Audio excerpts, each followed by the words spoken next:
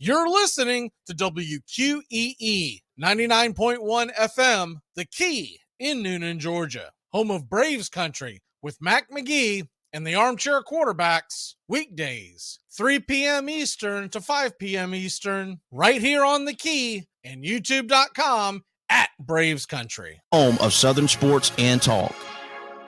Are you looking for a reliable and free veneer with every 5 whitening treatment when you book today? Enjoy sun-drenched days, epic stays, and plenty of room to roam in Greater Fort Lauderdale. Our hotels, attractions, and restaurants have taken the Visit Lauderdale's Safe and Clean pledge so you can relax and explore with confidence. When you're ready for that well-deserved staycation, our 23 miles of golden beaches await. Find wide-open spaces to hike, bike, kayak, and paddleboard. Visit your favorite attractions, then dine out in style in dining rooms or al fresco on waterfront patios. Learn more at sunny.org. It all starts with just one thing. When recycling, rinse out jars and cans, and avoid recycling waxed paper or paper soiled with food. This will reduce recycling contamination. Find tips and more at onethingus.com. What's your one thing? Hey, sports fans, The Key has a brand new show. Braves Country is coming your way weekdays 3 p.m. Eastern to 5 p.m. Eastern. Drive time on WQEE. Braves Country is a Southern sports talk show with Mac McGee and the Armchair Quarterbacks. We'll be talking the Atlanta Braves and Major League Baseball, along with everything important to sports fans in Braves Country. The SEC, ACC, Big Ten, and the National Football League, and the big sports news of the day. That's Braves Country with Mac McGee and the Armchair Quarterbacks. Weekdays, 3 p.m. to 5 p.m., right here on WQEE, The Key, 99.1 FM, and simulcasting on youtube.com /at Braves Country.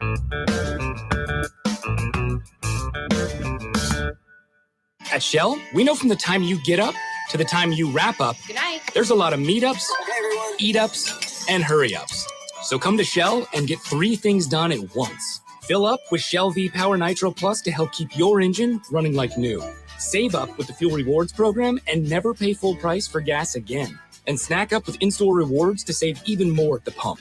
Make the most of the stop you need to make with Shell and engines that continuously use Shell V-Power Nitro Plus premium gasoline. See full terms and conditions at fuelrewards.com. That's the sound of NyQuil Severe hard at work. NyQuil Severe is the best sleep with a cold medicine. No tossing and turning, just rest and recovery.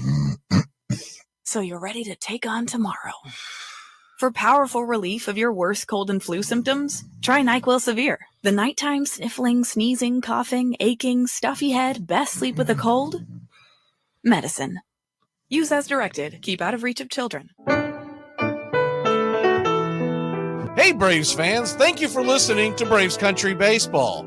Hi, I'm Mac McGee, and we are here to bring you play-by-play, pitch-by-pitch of your Atlanta Braves, bringing you spring training and 2 to 3 games a week all season long. Please like and subscribe today.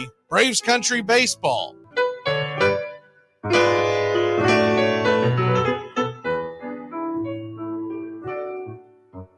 Winter is the perfect time to start planning for your healthy, pest-free spring lawn with True Green, America's #1 lawn care company. True Green's science-based approach and local expertise will help give your lawn the year-round care it needs to be thick and weed-free. Go to truegreen.com. Just call 866-946-5956 or go to truegreen.com today and get a lawn to be proud of. Hey, sports fans, it's Rod Peterson here, host of The Rod Peterson Show, inviting you to join us daily for 2 hours of Atlanta's funnest sports talk right here on WQEE. I say fun because it is. You've never heard a show like it because we make the listeners a part of the show every day between noon and 2 p.m. Eastern. You'll hear plenty of the best sports talk, including the latest on the Falcons, the Braves, and more. And who knows, you might even hear you. That's the Rod Peterson Show, daily at noon, right here on WQEE 99.1 FM. We live in a world now that welcomes and nurtures the screwball in all of us. Hey, it's a new decade, people. Time to get a little nutty. Treat yourself to Screwball Peanut Butter Whiskey, a smooth flavor that combines 2 of America's favorites, peanut butter and American whiskey. So no more social awkwardness. Time to embrace who you truly are. Get out there and make friends. And be sure it starts with Screwball Peanut Butter Whiskey. It's available nearly everywhere everywhere. Learn more at screwballwhiskey.com. Infinium Spirits. Please enjoy responsibly. Hey, sports fans, the Key has a brand new show. Braves Country is coming your way weekdays 3 p.m. Eastern to 5 p.m. Eastern. Drive time on WQEE. Braves Country is a Southern sports talk show with Mac McGee and the Armchair Quarterbacks. We'll be talking the Atlanta Braves and Major League Baseball, along with everything important to sports fans in Braves Country. The SEC, ACC, Big Ten, and the National Football League, and the big sports news of the day. That's Braves Country with Mac McGee and the Armchair Quarterbacks. Weekdays, 3 p.m. to 5 p.m. right here on WQEE, The Key, 99.1 FM, and simulcasting on youtube.com/@Braves Country. It's the best in sports and entertainment, and get locked in and locked down with Rhino Radio Penitentiary, 7 a.m. to 10 a.m. with your host, me, Ryan O'Neill, each and every morning, right here with the best in sports and entertainment, all the way from professional sports to college sports to River Dragons hockey and everything in between, including some of the very best local and national guests. It's the Rhino Radio Penitentiary, 7 a.m. to 10 a.m. Monday through Fridays, right here on 99.1 FM WQEE. You're listening to WQEE 99.1 FM, The Key in Noonan, Georgia. Armchair. You're listening to the Armchair Quarterback Sports Radio, #1 sports station. Good afternoon, and this is your Armchair Quarterbacks Sports Flash. Hope everybody had a Merry Christmas. We've got Monday Night Football to finish up the festivities.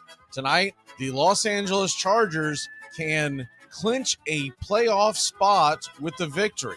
They travel to the Indianapolis Colts, who are 4-9-1 on the year and turning to Nick Foles as their starting quarterback. Chargers are giving up 4. The over-under is 44.5. Also this afternoon, the Quick Lane Bowl is just underway. Bowling Green versus New Mexico State. Bowling Green is a 3-point favor. The over-under is 48.5. In case you missed it, with all the Christmas activities over week 16 of your NFL weekend, yesterday, Packers dumped the Dolphins 26-20, keeping their playoff hopes alive. And the Dolphins are reeling at 8-7, 4 consecutive losses. The defending Super Bowl champion, Los Angeles Rams, who have had a terrible season, blow out the Broncos. And Russell Wilson, the final 51-14.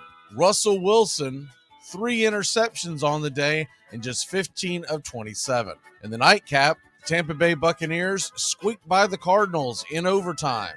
Cardinals fall to 4-11. The Buccaneers still 1 game up in the NFC South. Final was 19-16. Ryan Succop's walk-off field goal was the difference. And on Christmas Eve, Texans beat the Titans, Bills over the Bears, Saints shocked the Browns in windy Cleveland, Chiefs cover versus Seattle, Vikings outlast the Giants, Bengals hold on to beat the Patriots, Panthers pound the Lions, Ravens over the Falcons, 49ers blow out the Commanders, Dallas Cowboys beat the Jalen Hurts-less Eagles, and the Steelers beat the Raiders 13-10. Pittsburgh and Baltimore has been flexed as this coming Sunday's Sunday night game of the week. And that's your Armchair Quarterback Sports Flash. Stay tuned for Braves Country right here on WQEE 99.1 FM, The Key in Noonan, Georgia, simulcasting on youtube.com/Braves Country.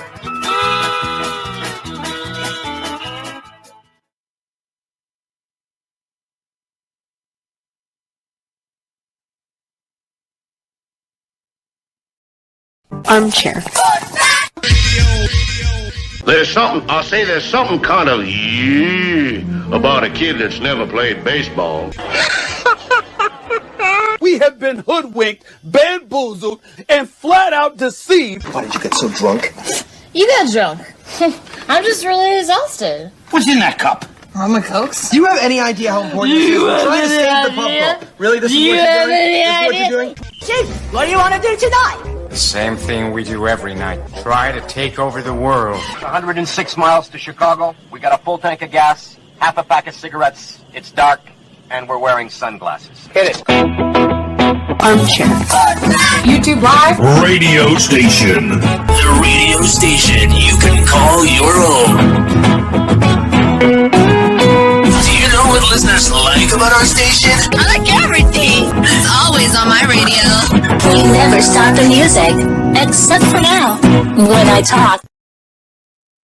You're listening to Braves Country with Mac McGee and the Armchair Quarterbacks. We're here live weekdays, 3 p.m. Eastern to 5 p.m. Eastern, WQEE 99.1 FM, The Key, and simulcasting on YouTube.com/@Braves Country. Your first choice for Southern sports.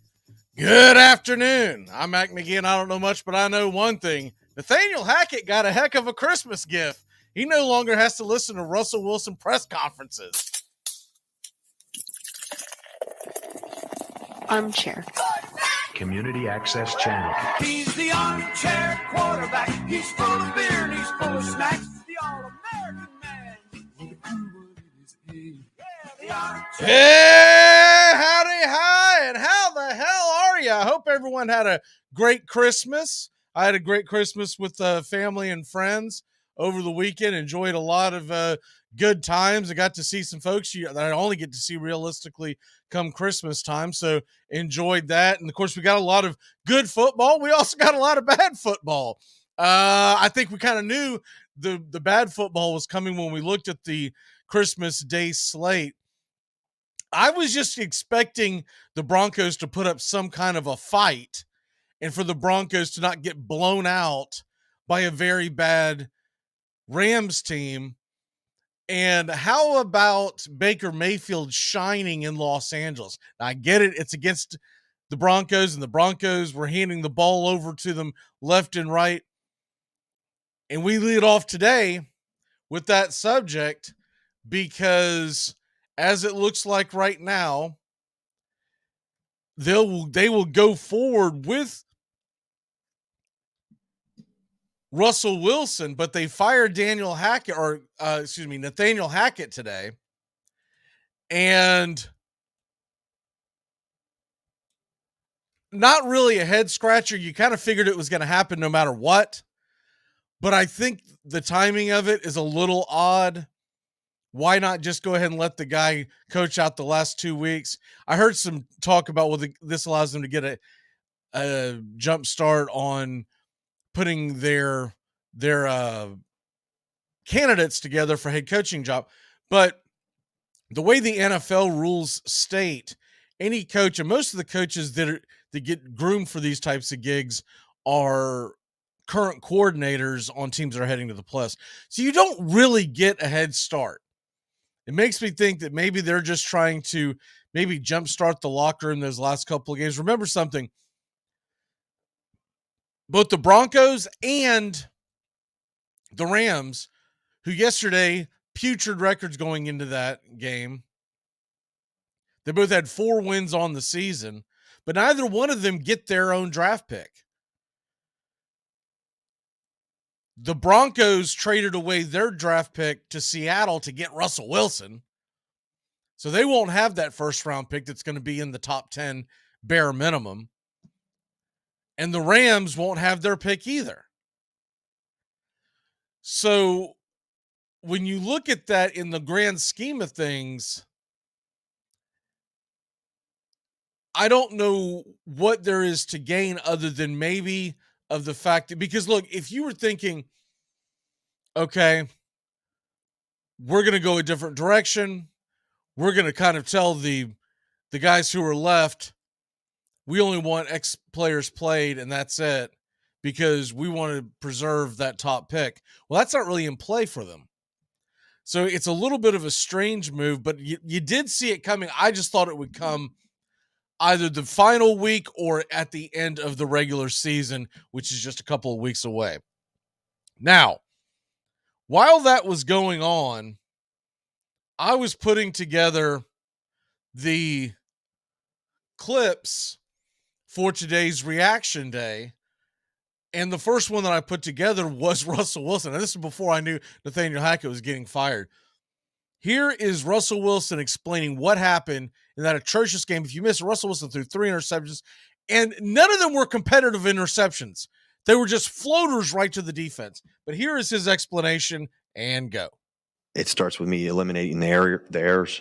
You never want to start a game that way. So I let us down today, but tomorrow, you got to get back after it tomorrow.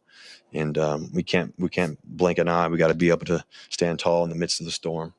And that's the only way to get through it. The only way to get through tough times, trials, all of it all, is to stand firm in it and know that, you're going to get knocked around a little bit in terms of just life, when you're going through stuff in life or whatever it may be, whether if it's life or football or whatever it is. And so like I said, all I know is, and all we're going to do is we're going to stay together. We're going to battle for the next 2 games and give everything we have, every day. So the biggest thing that I took away from that, it's the only reason why I recorded, the only reason why I wanted to play it, is that he is giving the same rhetoric after every single game. And he has pretty much practiced saying the right things. And okay, that's great that he's up there taking responsibility. But it's the same lip service we get every single time there's a mic in front of Russell Wilson, that it's to the point of nauseation, because he gives you all the little cliches. We got to get right back to it. We're going to have to weather the storm. You name it. There's probably 20 on a Rolodex, and he changes it out every single time. This week I'll go with we'll weather the storm. Next week I'll go with got to keep your head high. Got to keep your chin up. And ride Bronco Country. Let's ride. And it is just at the point of nauseation. The next coach that comes in, and I get it, he's stuck with that terrible contract that they gave. And for listeners of the show way back in the summer when they first signed him, my first gut reaction when it first came across, we were doing a live show, and I said right then, I said, can we see the man play 1 week before we lock him up to a $240 million contract? Where it's essentially guaranteed, because to get out of it, it almost costs you more than to just let it play out. But can we do that? So they made the boneheaded decision to lock up an aging quarterback. The first boneheaded decision was to lock up an aging quarterback that had declined the last 2 years and give up high draft choices to get him. That was the first bonehead decision. But that's how desperate they've been in Denver to get a quarterback, because they're looking at it as, and I get it, they gave it 51 points, but there was a lot of circumstances on Sunday's game why the score was so high. All in all, this year, the Denver Broncos defense has played really well. But when your offense is turning the ball over left and right, and you eventually, I know they're professionals and they're still out there to perform, and that they don't necessarily, I'm not going to go with the term give up, but the wind is let out of your sails a little bit when you go to hit the locker room. And I forget the exact score, but I do know at one point it was 34-6. Because I had teased the under because there were 2 terrible offenses, and I was still doing the math of, well, if I can just get through, and it got all the way down to the end of the third quarter where it was 34-6. So the halftime score might have been 31-6. Whatever it was. I don't even recall. It was so boring. I was hanging out with the family, but I was keeping an eye on it. But when it was 34-6, there was still an outside chance that if they could just force some field goals and let the time expire, that this under might actually hit. And then all chaos broke loose again, and 3 more touchdowns went by the wayside. But I guess what I'm getting at is the Denver defense has not been that bad.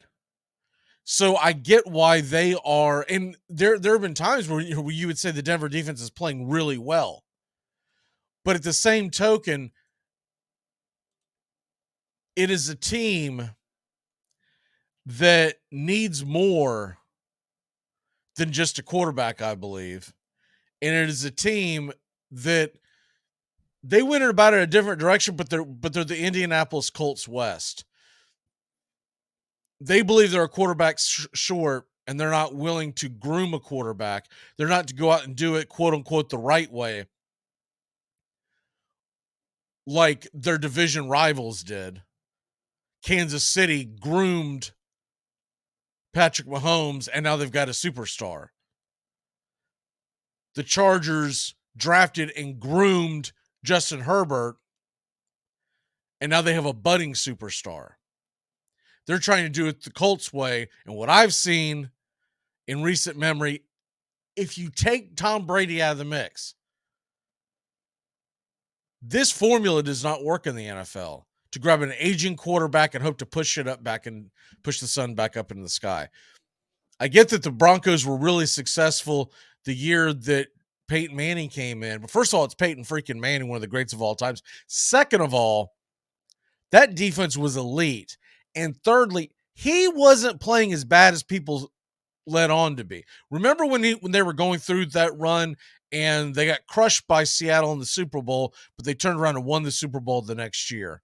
And by the way, that was the last time the Broncos have been in the playoffs. It will now be 7 NFL seasons that they have not been in the playoffs.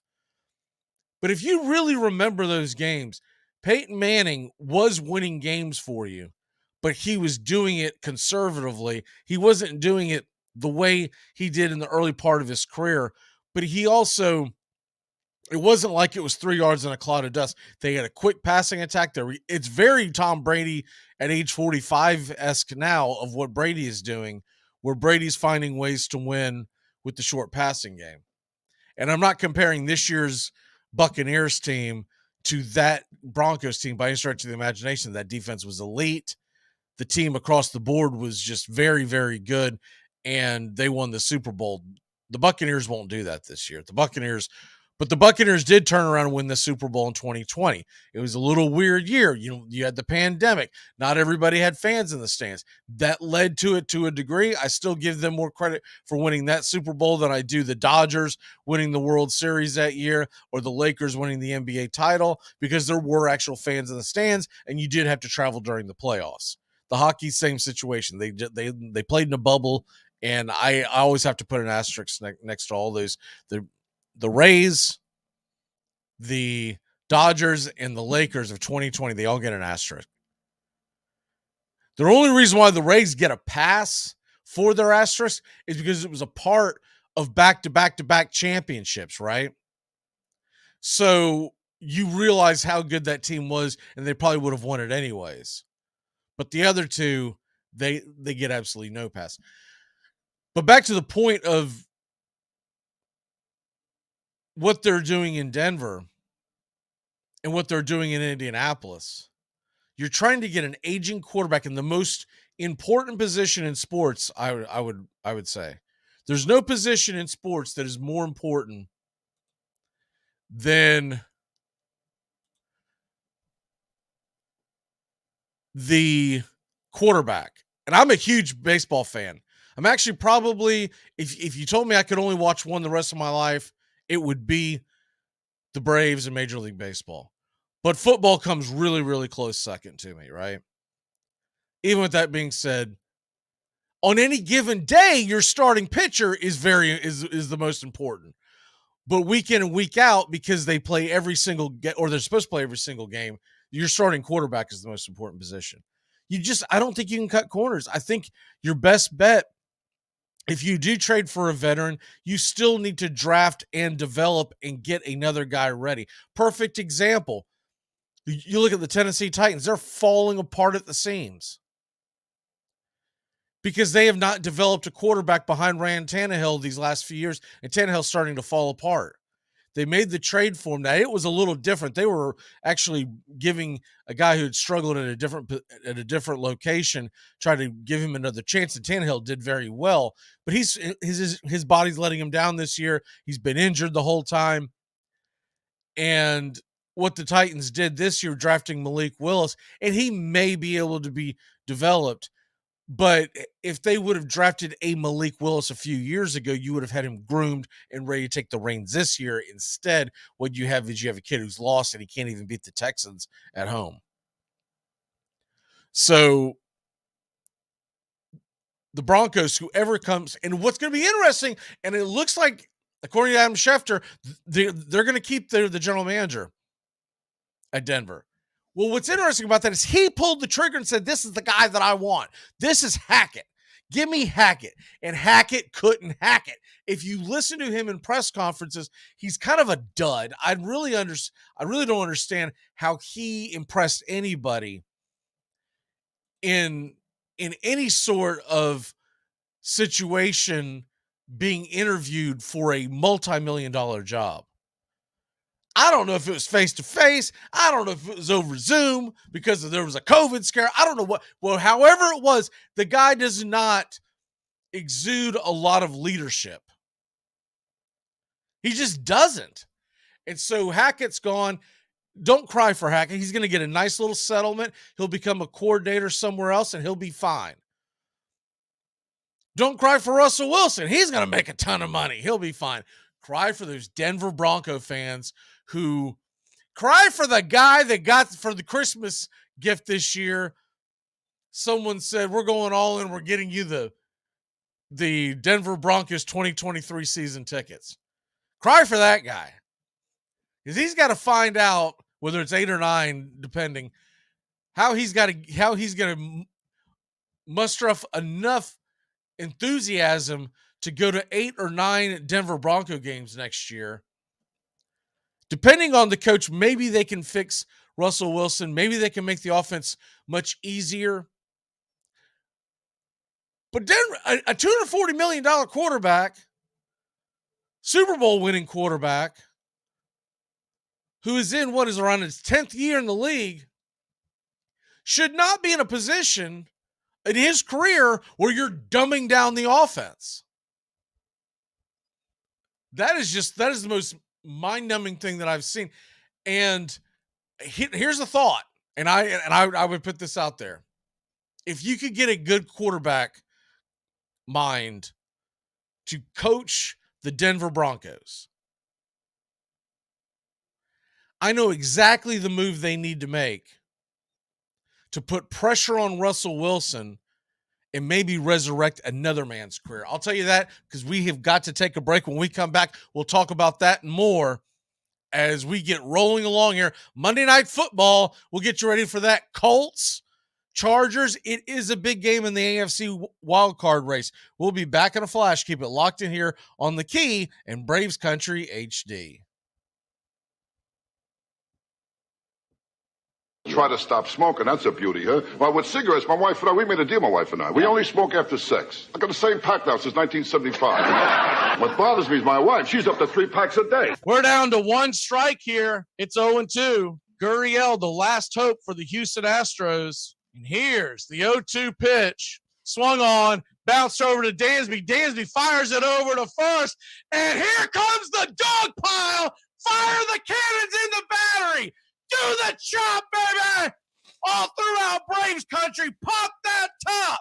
Your Atlanta Braves have won it all! Armchair. You'll do anything to stay healthy, so isn't it time to think about your water? Aquasana water filters remove contaminants other filters don't, like lead, bacteria, viruses, and pesticides. Up to 99% of 88 contaminants, while leaving vital minerals you need like potassium, calcium, and magnesium. Visit waterfilter.com now for pure, delicious water and the ultimate peace of mind. Aquasana, better water, better you. It's the best in sports and entertainment, and get locked in and locked down with Rhino Radio Penitentiary, 7 a.m. to 10 a.m. with your host, me, Ryan O'Neill, each and every morning, right here with the best in sports and entertainment, all the way from professional sports to college sports to River Dragons hockey and everything in between, including some of the very best local and national guests. It's the Rhino Radio Penitentiary, 7 a.m. to 10 a.m. Monday through Friday, right here on 99.1 FM WQEE. Your true friends are the people in your life that totally get your inside jokes, your unique style, most important, what you want to eat. Taco Bell knows that when you get together with your real friends, it doesn't matter what you're doing, but hey, it might as well be something that everybody can get into, like the Taco and Burrito Cravings Pack with 4 crunchy tacos and 4 beefy 5-layer burritos. So even if you're all sitting around doing absolutely nothing, you know you'll still have a good time. It's Taco Bell's Taco and Burrito Cravings Pack. Get it for the friends that get it. You're listening to WQEE, The Key in Noonan, Georgia, home of Braves Country, weekdays, 3 p.m. Eastern to 5 p.m. Eastern, right here on The Key and YouTube.com @Braves Country.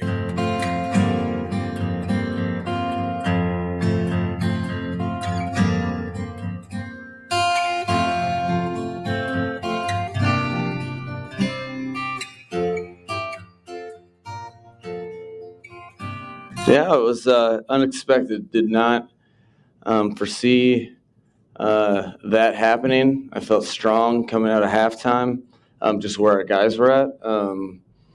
I didn't foresee standing up here really in this situation. So those, I know the team feels the same way. So it's, apparently we needed another gut check, and we got to, there was critical errors, turnovers. I mean, the percentages of winning games where you're, what were we, -3. You turn the ball over 4 times. You're not going to win the football game. Okay, that is Mike McDaniel, the head coach of the Miami Dolphins. The guy cracks me up every time I hear him, whether he's in, and that was in a press conference in front of many reporters, whether he's there or he's sitting on the sidelines being mic'd up, or they have him in practices mic'd up. He always sounds like he just burned one. You hear him, he's like, I didn't think I'd be up here, man. And and we're gonna eat Cheetos. So it cracks me up every single time that this guy, but he's a good coach. I'm not taking anything away from him, but his personality cracks me up. It's to the point where he's becoming so likable to me because he's such a goofball that I really want to see him do well because he's breaking the mold of what you expect the NFL coach to be. He's reacting to Tua playing terrible football as well. Tua throws 3 interceptions. If he throws 2 interceptions, I think they probably win the game. It's just a terrible, terrible game. A game which it felt like that they were about to blow them out. They were up 20-10. They had the ball at about midfield. They were rolling. And then the turnover happened. It flipped the field. The Packers got a touchdown, made it 20-13. Take the first possession in the second half, tie it up at 20-20, and then the rest is history. Packers win their 3rd in a row. Their 3rd in a row after being left for dead by most of us, including me. I didn't think there was any way this 4-8 Packer team who didn't look like that they could cross the street, much less the 50-yard line of their opponent. I didn't think there was any way that this team was going to do what they've done now. They're now 7-8. They're heading to Minnesota. Oh, excuse me. Minnesota's heading to them. They get Minnesota and Detroit the next 2 weeks at home, which essentially, if they win, they're going to be in, I believe. I know they need a little help, but it's not anything insurmountable type of help. We'll get into more of the details of that. But looking at the big picture, if they beat Minnesota at home, and I think they will, because Minnesota doesn't have as much to play for as you think they do. I understand that in theory, if they win out and the Eagles lose out, the Vikings could get the first round bye in the home field throughout the playoffs and all the live long day. We all have a Merry Christmas. But I don't believe that's what's going to happen because the Eagles, although they probably will be without Hurts again this week, they're at home against the Saints, and the Saints offense is just a puttering, sputtering blunder, and they won't be able to keep up with the Eagles. You saw what Minshew did against the Cowboys on the road with 1 week of practice with that Eagles offense. They'll hang 30 on the Saints, at least 24-28, and I don't think the Saints will put more than 2 touchdowns up. Right now, the over-under sits at 44. Eagles are a 6.5-point favorite. I would bang that all day long. If worst case scenario, they're going to be one of my teasers this weekend, where you take the Eagles on the 6-point teaser and all they got to do is win, and scanning the rest of it real quick to see who else. I'd be intrigued with Niners, who are 5.5, but they are on the road, so that can always be a little tricky when you go on the road. The other line that jumps out at me, the Chargers are a 6.5-point favorite at home, but it really depends on what they do this week, tonight against the Rams, Because if they don't realistically need that win, I'd probably steer clear of that. And man, do we get a great Monday Night Football game next week? I can't wait for this. Buffalo and the Bengals. I believe there's actually a couple of bowl games on. By the way, there is a bowl game on right now. The Snooze Bowl. No, it's the Quick Lane Bowl. New Mexico State has just taken a 2-touchdown lead. That game's pretty early in the game. If you're driving home, you'll probably catch the second half if that's something that really interests you. Game's not – I only have it on because it's football and it's on in the background. But there's nothing that jumps out at me at that game that really – I mean, I thought it would be at least a little higher scoring. The over-under of this game was like 49. I was like, put it on. Maybe we see a shootout. They've scored 14 points, and there's 7 minutes left in the second quarter. So anyways, but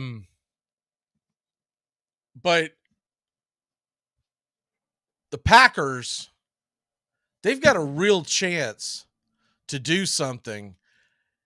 And we got the news yesterday that the NFL had decided to flex Pittsburgh and Baltimore, which still has some bearing on the playoff race. Obviously, Baltimore needs to win, but you've got to really get some help to get the 7-8 Steelers into the playoffs. I mean, they need all kinds of things to happen.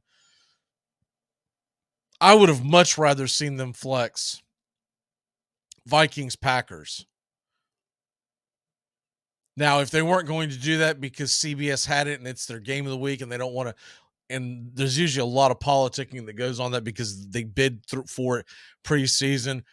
There's still a couple other games that I would have preferred to have seen, even Eagles-Saints, because the Saints are still fighting for a playoff spot, believe it or not. They're a game behind the Bucks, and the Bucks are playing the Panthers. Now, if the Bucks win, they win the South. That would have been a good game to put on Sunday Night Football because it's a win-and-you're-in kind of scenario. Bears and Lions would have been fun to watch, but I get why you don't put it on there because the Bears have a bad record. But Justin Fields versus Goff would have been fun. But the 49ers, Raiders, I guess that's a little I do wonder if the Raiders would have pulled off that win, which they had so many opportunities, but if they would have pulled off that win against Pittsburgh, would the Raiders 49ers have been the game? Here is Aaron Rodgers, by the way. Basically, he is addressing all of the naysayers who doubted him. And look, for good reason we doubted you, because you've looked like holy garbage for 3/4 of the season. In the last 3 weeks, all of a sudden, they haven't been impressive wins, but you've put 3 wins together, and now you have a chance to control your destiny. Here is Aaron Rodgers. Definitely better than 3 weeks ago. 4, I guess, because of the bye. Mike, yeah, what do you think? Pretty good, yeah. Getting better. A lot of things happen our way. I don't think we've struggled with confidence, but definitely haven't had a lot of believers outside the locker room, I don't think. So maybe this will give us a couple on the bandwagon. But, I mean, we've been in a good rhythm, practice, energy, cohesion, and then playing a little bit better complementary football. It wasn't perfect, but that's a good football team, and they had a lot to play for. So it's a good win for us.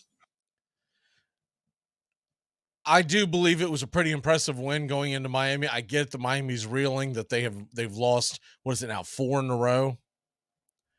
But Miami, I still believe, is a pretty good football team. They've got a good offense. There was some questionable play calling. If you watch that game, you could see that they were gashing the Packers on the ground, and for some reason they abandoned the running game, and Tua could not keep the ball out of the Packers' secondary's arms, and yet they kept chucking the ball around. And even with all that being said, They had an opportunity towards the end of the game to still win it. It was 26-20. Tua finishes the day, by the way. He did have 300 yards and a touchdown, but 3 interceptions. 3. But you look at what they did on the ground when they did decide to run. If you take the one Tua rush, which is just a scramble, they ran the ball 17 times with Mostert and Jeff Wilson. They got a touchdown and what was it? 82 yards on the ground. So around 4.5 yards a carry. They were getting progress, but for whatever reason, they kept chucking it. And when they did turn the ball over, Aaron Rodgers made him pay, and they also did a very good job, the Green Bay did, of mixing in the run and eating that clock and dominating the clock in the second half. They come out of the locker room down. The score at halftime was 20-13. They come out of the locker room and outscore the Dolphins in their stadium 13-0. And Tua ends up with another loss, and there's a lot of questions going on what they can do. I do think people are overreacting. I think Tua is a good quarterback. I think you were overreacted if you thought Tua was going to be a great quarterback. You've got to understand, Tua Tagovailoa has got an elite wide receiving core at this stage. So you don't need a top 3, top 5 quarterback to win when you've got Jalen Waddle, you've got Tyreek Hill. You look at the second tier of their wide receiving core, it's pretty darn stout, and they've got a good running game. No, they don't have a Derrick Henry. No, they don't have a Christian McCaffrey, but they have enough parts, very much like it was in San Francisco for several years, where you have enough running backs that are good enough that can keep the defense off balance. But Tua has got to keep the ball secure. You're not going to win a lot of games in the National Football League when you turn the ball over 4 times, especially when your opponent only turned it over once. So back to the Broncos real quick, though. If you're just joining us, Hackett was fired. And the one guy that I think Denver should take a serious interest in the offseason. Now, this is assuming that they go out and get an offensive-minded coach, which I think you have to at this point because you invested so much money in Russell Wilson. Unless you're going to bring in a defensive guy and a heck of a quarterback guru who may be an up-and-coming quarterback coach right now that becomes your offensive coordinator. But regardless, you've got to go get a guy that can teach quarterback play. So I don't have that list together, but the list that I have that I think the Broncos seriously ought to think about, because you're stuck with Russell Wilson for the next year or so. No matter how you dice it, he's going to be your starting quarterback. You can't really get out of the contract this early, and you can't bench a guy making $240 million a year. But what you can do is you can groom for the future. And I don't think it would take much of a draft pick to bring Zach Wilson from the New York Jets over to Denver, have him sit. And when he gets there, first of all, Denver, Colorado is not too far from Utah, is it? He flourished when he played for Brigham Young. Maybe the bright lights and big city of New York City are just too much for him. And you can see, look, if you never lived in New York, and I did for a small period of time, obviously I was never an athlete with 37 microphones in my face every single day. But I can tell you this, just from living in that city and getting the pulse of that city, especially as a sports fan, they're always looking for a story because they have 10 million people out there that they're trying to get their attention. So they're always throwing something up against the wall, so they never leave you alone. And that can be a lot for a 21-year-old kid who just came from BYU, who, by the way, was playing in games his last year in college where there was no fans in the stands anywhere. And then obviously he goes from that to New York City, quarterback of the New York Jets. The Jets definitely need to move on. I think they keep Mike White. They dump Flacco, who's just a dud at this point. By the way, if you missed it, Mike White will be back this weekend.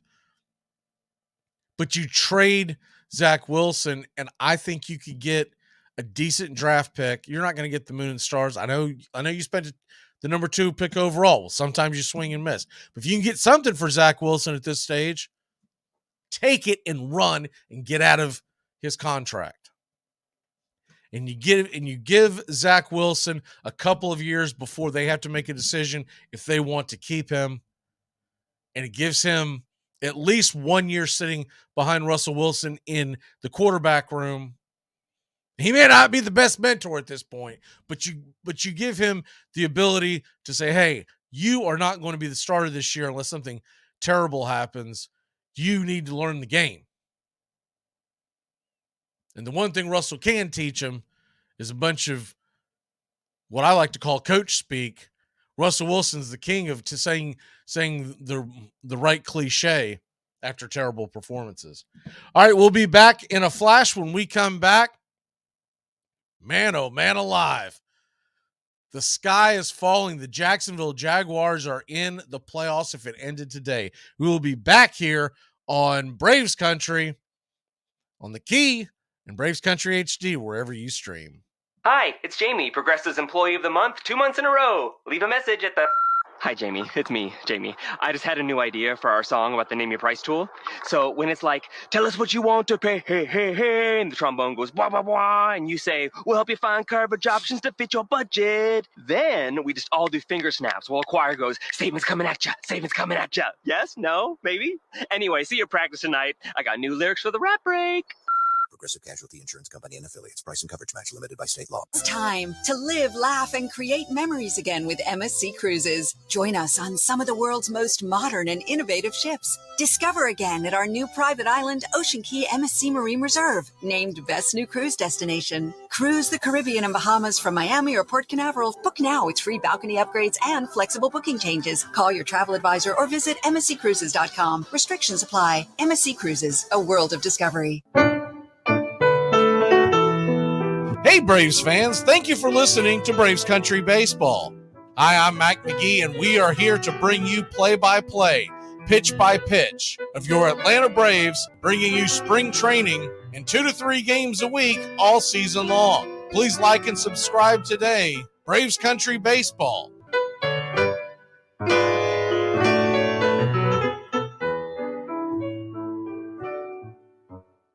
Wendy's only makes one kind of breakfast, your new favorite one. How do we do it? With fresh cracked eggs, oven-baked bacon, and flaky croissants. You know, the things your old breakfast wasn't doing. So toss that old news and its soggy eggs somewhere useful. And get to Wendy's, where the sausage, egg, and Swiss croissant, bacon, egg, and Swiss croissant, and honey butter chicken biscuit. Choose wisely. Choose Wendy's. Limited time only. Single item at regular price. Price and participation may vary at U.S. Wendy's. You're listening to Braves Country. Weekdays, 3 to 5 p.m. on WQEE 99.1 FM, The Key. Please like and subscribe today. YouTube.com/@BravesCountry. Hey, does any of y'all know when the employee Christmas party is for the self-checkout at Walmart?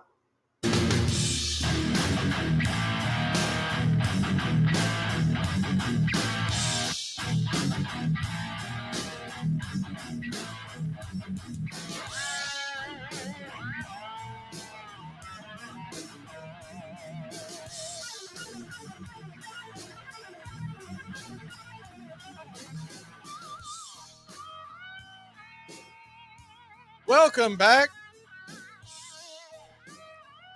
Braves Country. We're here weekdays 3 to 5 here on The Key, and then, of course, streaming on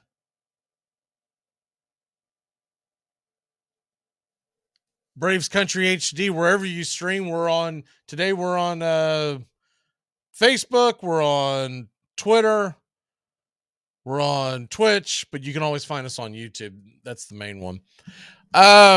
Couple of things to get into. Tones is on the way. We'll talk the NFC South and the Bucks and Panthers with the big game coming up. But I figure I'll put a pin in that till he jumps on. By the way, I see Robert's comment, Falcons going to the playoffs next season. That really wouldn't shock me, and I would really like to see how Desmond Ridder matures from the end of this season going into the beginning of next season. I do think they've got a pretty good quarterback prospect on their hands there. I really do. I always thought he was a very solid quarterback at Cincinnati. And I know the knee-jerk reaction from most fans is when you're going to have a high draft pick like the Falcons will have, to go out there and chase another quarterback, chase something to that degree. No. If I'm the Falcons, said this before, I would go out and try to find some weapons for Ridder to make his life easier. Pitts will be back, and Pitts will be much better next year, I believe, with Mariota out of the way. I also think Drake London's a pretty good receiver. I don't think the development was quite there yet, but I also feel like that he was hamstrung with the quarterback play. If you get Drake London, Kyle Pitts, and another receiver coming out of the draft, you can watch them all develop together. And I believe Algier is a pretty darn good running back in his own right, that they can develop him. They may want to go and draft another running back deep into the draft, but then start working on the line. We all know in football, no matter what sells tickets, the line wins you championships, and that's on both sides of the ball. When the Falcons have been good, and they've been really good in the past, we all know that they were in the Super Bowl. It really hasn't been that long ago. Though they had all those great weapons, and they had an elite quarterback at the time. Matt Ryan was at the top of his game. What the Falcons were really good at doing was putting pressure on the quarterback back then. I know Devontae Freeman was churning up yards. And I know Julio Jones was an elite receiver, and Matt Ryan was slinging it.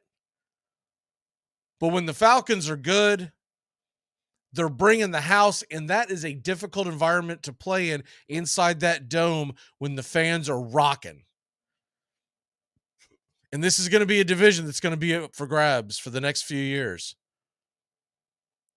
You look at a Tampa Bay team that's getting old, they're going to have to change quarterbacks this year, I believe. I don't believe that you're going to get another year from Tampa Bay. I think he goes elsewhere. I think that's going to dominate the offseason talk of where should Tom Brady go? Where does he want to go? And they got Kyle Trask there, but they'll probably try to push the sun up and try to make a move and try to bring in a veteran quarterback. Seems like that would be a perfect landing spot for Jimmy G. Now that Brock Purdy looks like he's playing as good as well as Jimmy G played. And not that Jimmy G played poorly, but you can save a lot more money if you got Brock Purdy as your quarterback.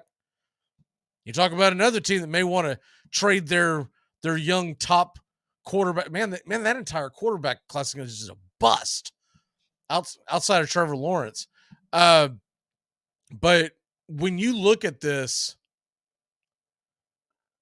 that division has got some possibilities to open up for the Atlanta Falcons sooner than later. And I do think that Arthur Smith is a very good offensive. He was a good offensive coordinator at Tennessee. He can be an offensive guru once again, but he's got to get the talent around him. And you look at the Panthers, though they play hard-nosed football. I think that's going to be a fun, exciting game this weekend. But let's look at the big picture with the Panthers.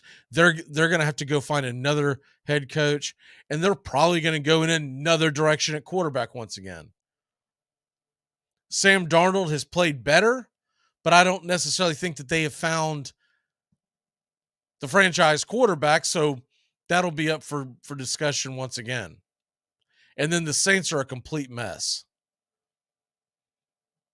Now, they're probably going to get a high draft pick added to their repertoire because Sean Payton's going to come back to the NFL, and whoever he goes to, someone's going to have to give the Saints a draft pick. It may not be a number one, a first round pick, but it'll be a high pick. It'll be a second round.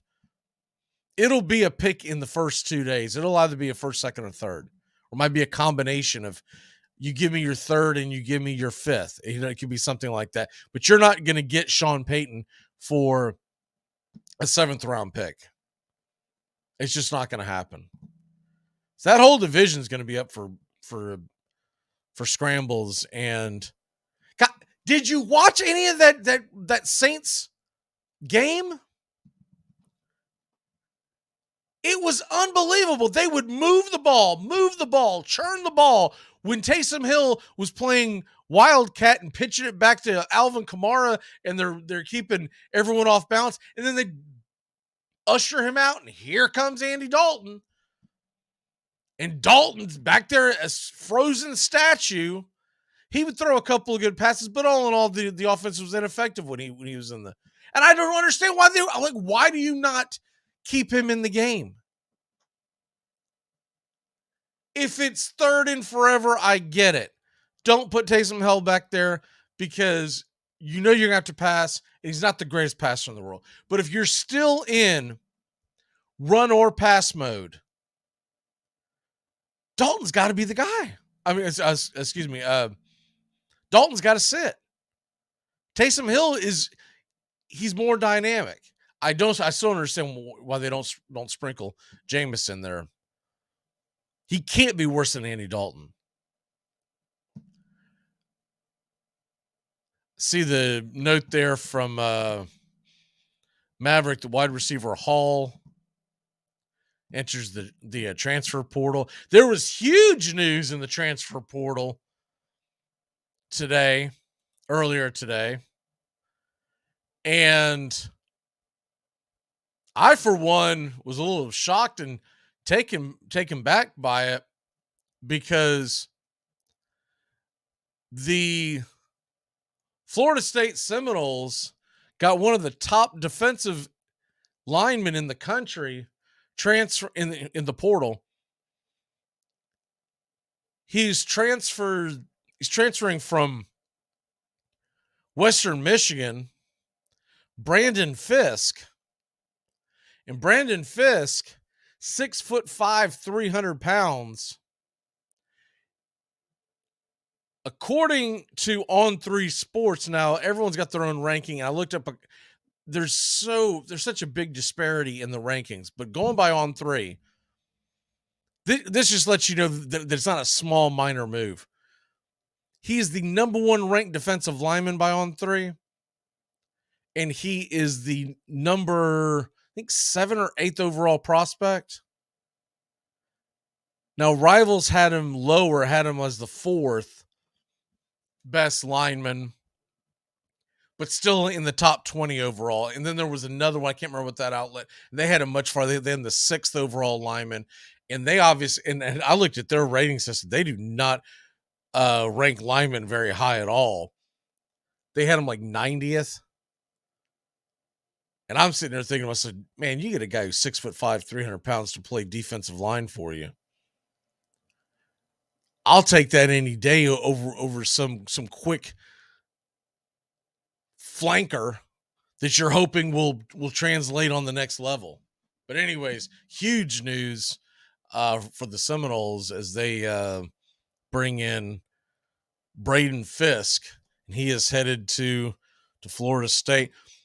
And it got me thinking today, and I'm drawing it up, and I'm going to release it this week.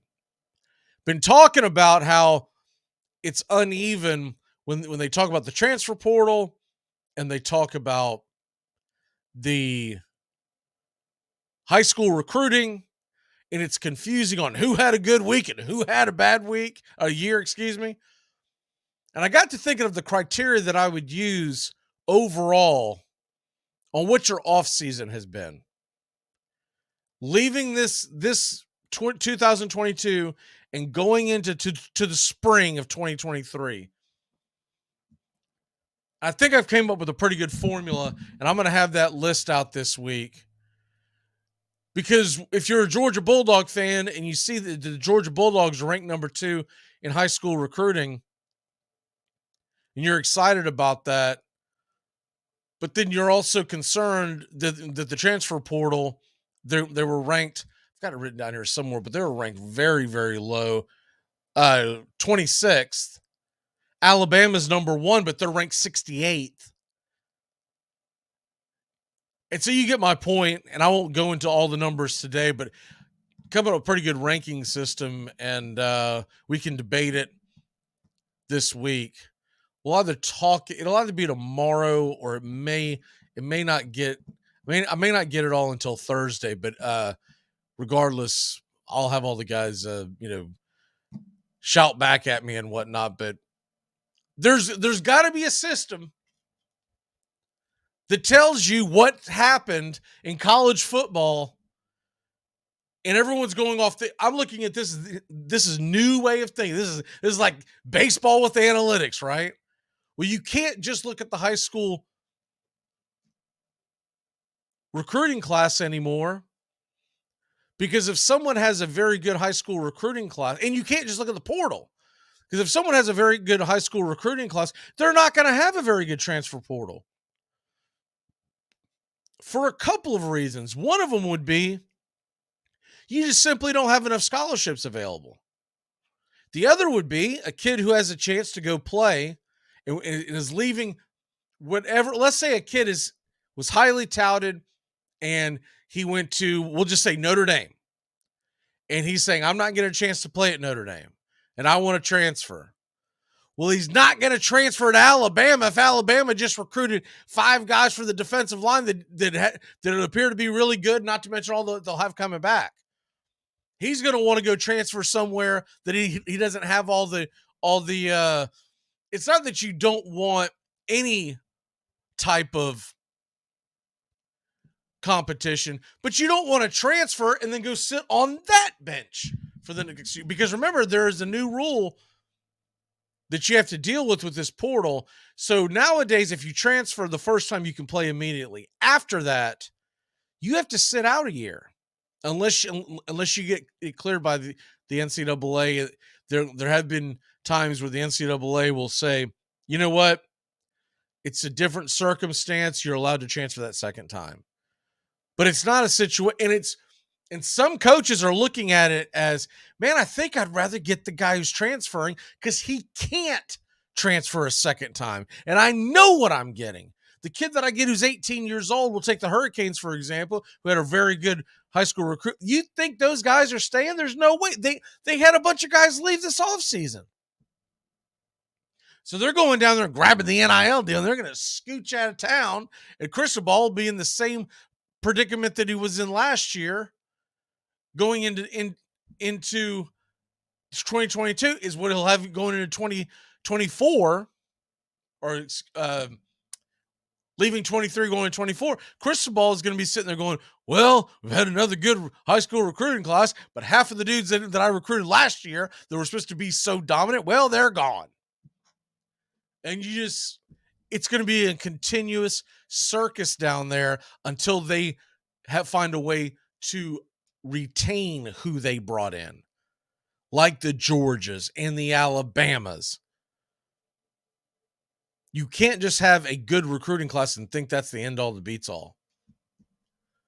Because those kids are 18 years old, and they will leave you the drop of a hat if they don't. If you basically go out and get a bunch of mercenaries who don't love your school, they will leave you at a drop of a hat, because someone's going to be calling them and saying, hey, Why don't you leave there and come over here?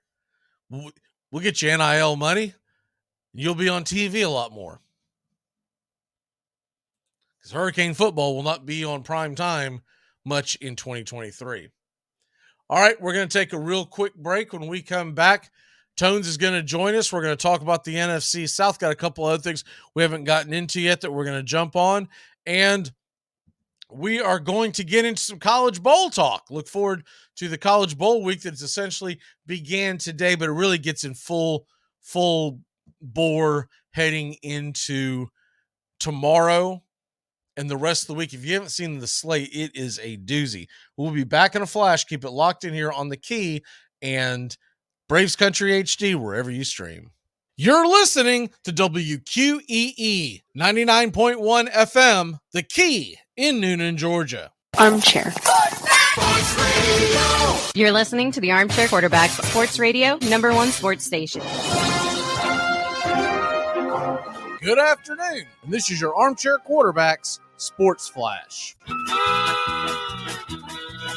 Hope everybody had a Merry Christmas.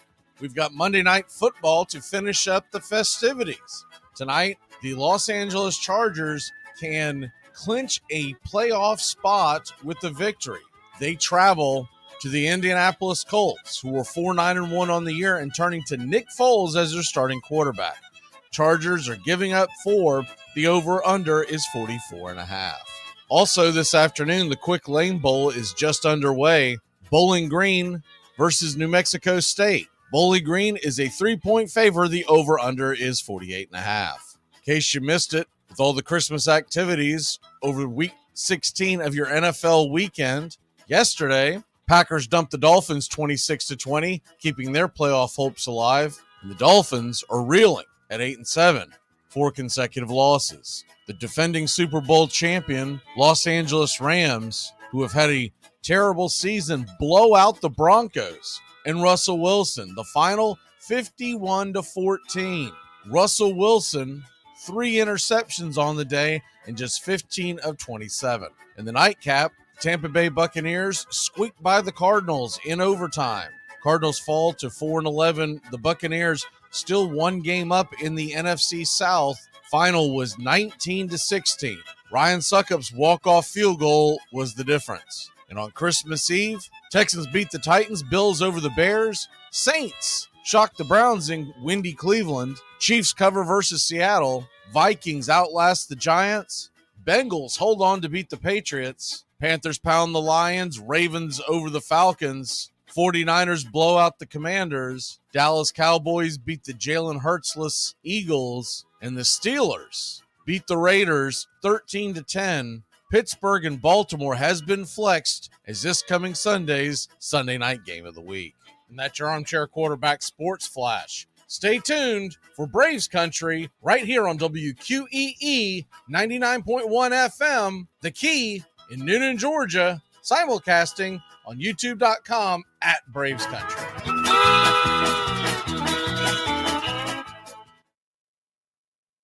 Y'all, I can't do it anymore. I always said that I would shoot y'all straight, and that's what I'm doing here. You know, I always said that if this became not fun, I wouldn't do it anymore. And it's not fun. It's become more of a chore. It's a job. I've thought about it. I prayed over it. You know, sometimes in life you have to reevaluate things and figure out what's most important between, you know, family and work and just everything in life. This ain't it. So as of tonight, I am no longer participating in fantasy football. I don't have time for it, and maybe next year. Armchair.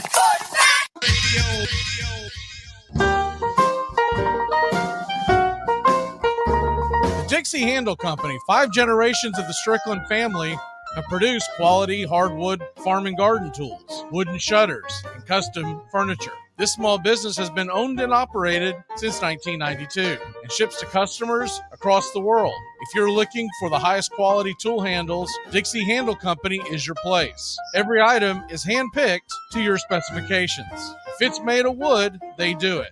Call now, 931-722-3395. That's 931-722-3395. Or go online to DixieHandle.com. The Dixie Handle Company. Welcome to Craftsmanship, a proud sponsor of Braves Country Baseball.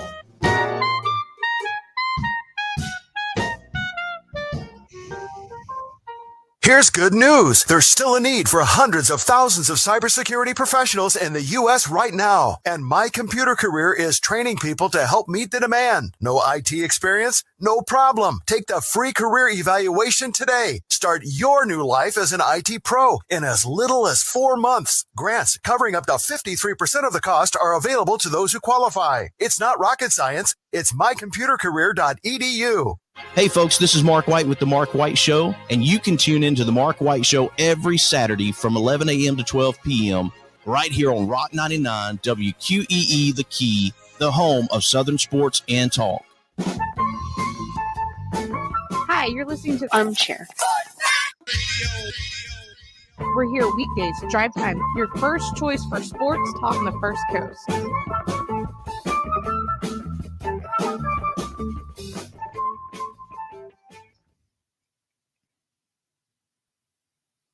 Something on your mind? Just want to let you know you're sitting in my chair. Is that a fact? Yeah, that's a fact.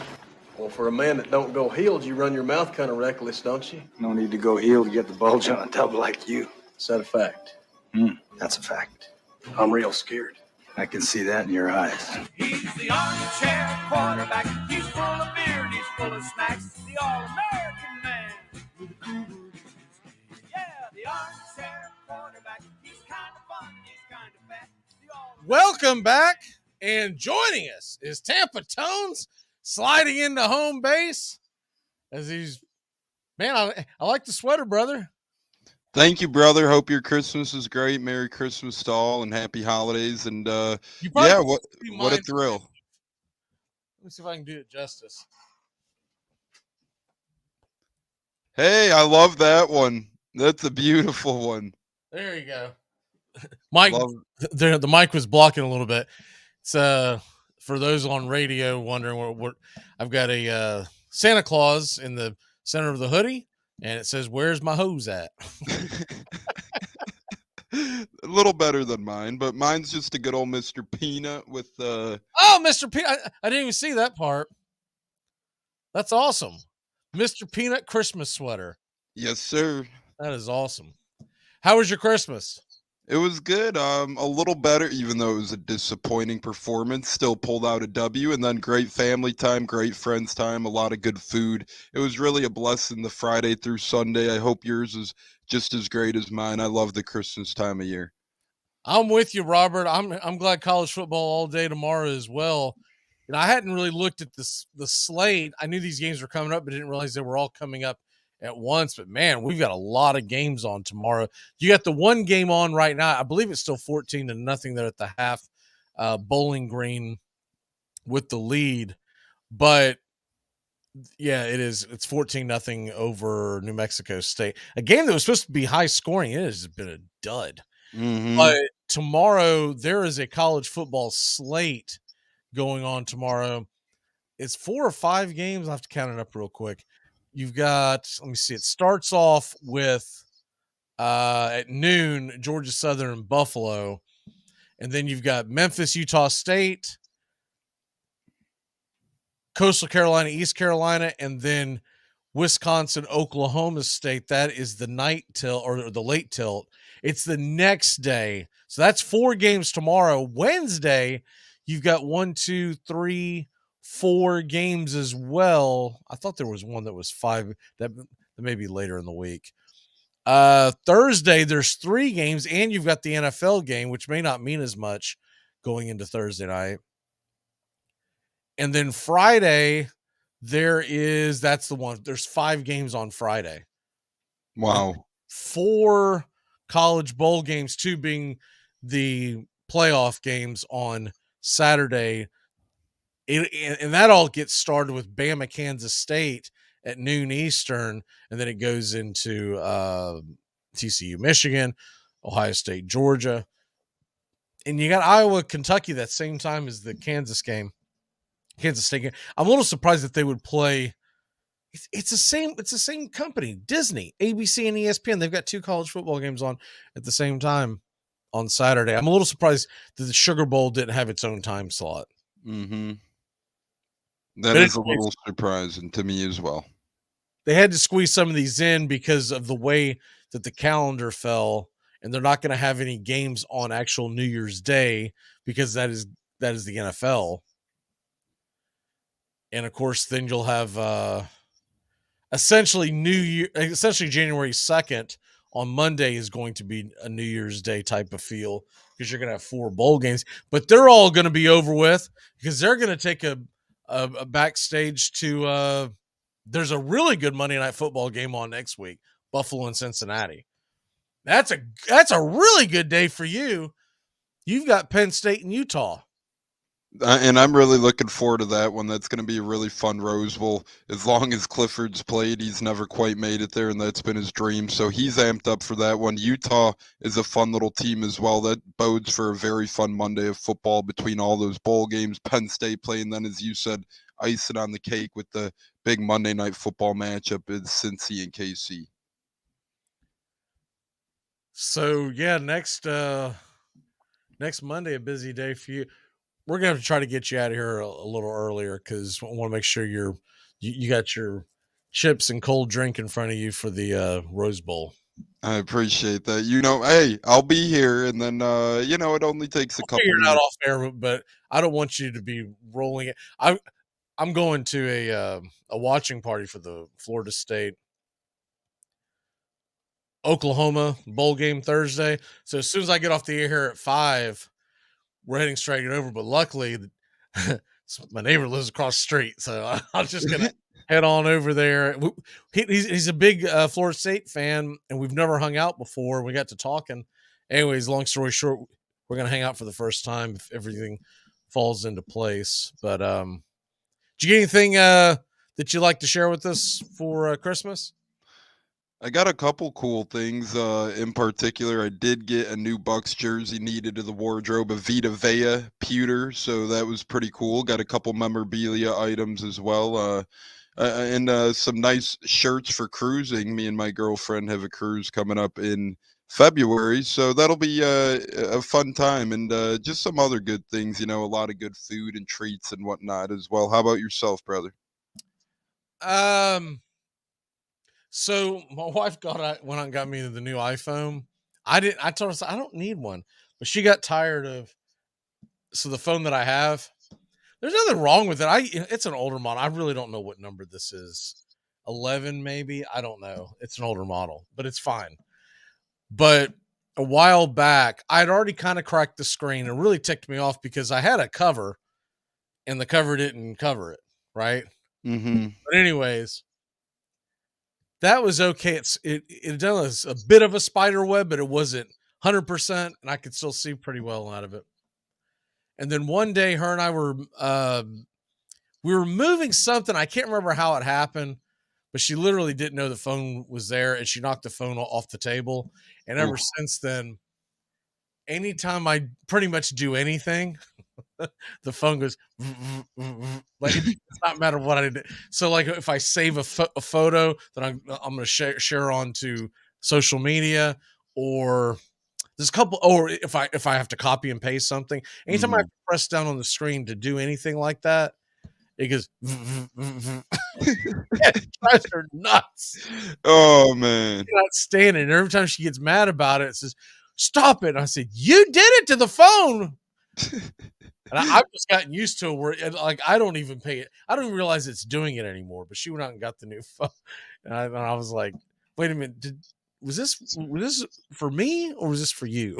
Right? Was this to simmer your annoyance? That's actually pretty cool, though. Hey, can never go wrong with some new technology. And I've got a backup phone that I use specifically for the show. She said, "I don't know why we don't just use that." I said, "Oh, because I cracked that screen like 10 seconds." And 10 seconds after I got it, I cracked that screen. What's funny is I have never had an issue with screens cracking ever, because I've always used covers, and I've always been really good. And this is like back when I was a chef in restaurants, it would bang into tables and everything. Always had a perfect phone. It would drive me nuts when I looked at other people that had these spiderweb phones. How do you even see out of that thing? And mine aren't quite as bad as the ones that I've seen in the past where I'm like, I don't even know how you even make out what's on the screen. But these two phones back to back, bam, bam. So she gets me the phone, and then my brother-in-law gets me a case for the phone. Talk about working in unison there. Gotta love I it. don't need a case. It'll be fine. Yeah, the past 2 times proved it would be fine. I'm going to do some research, though, because it's one thing to have a case. It's another thing to have a case that actually works. Yeah, that is true, because some cases are more glitz and glamour, whereas other cases are more durable and protecting. And I also got something cool, but it's really only something that I think I would appreciate is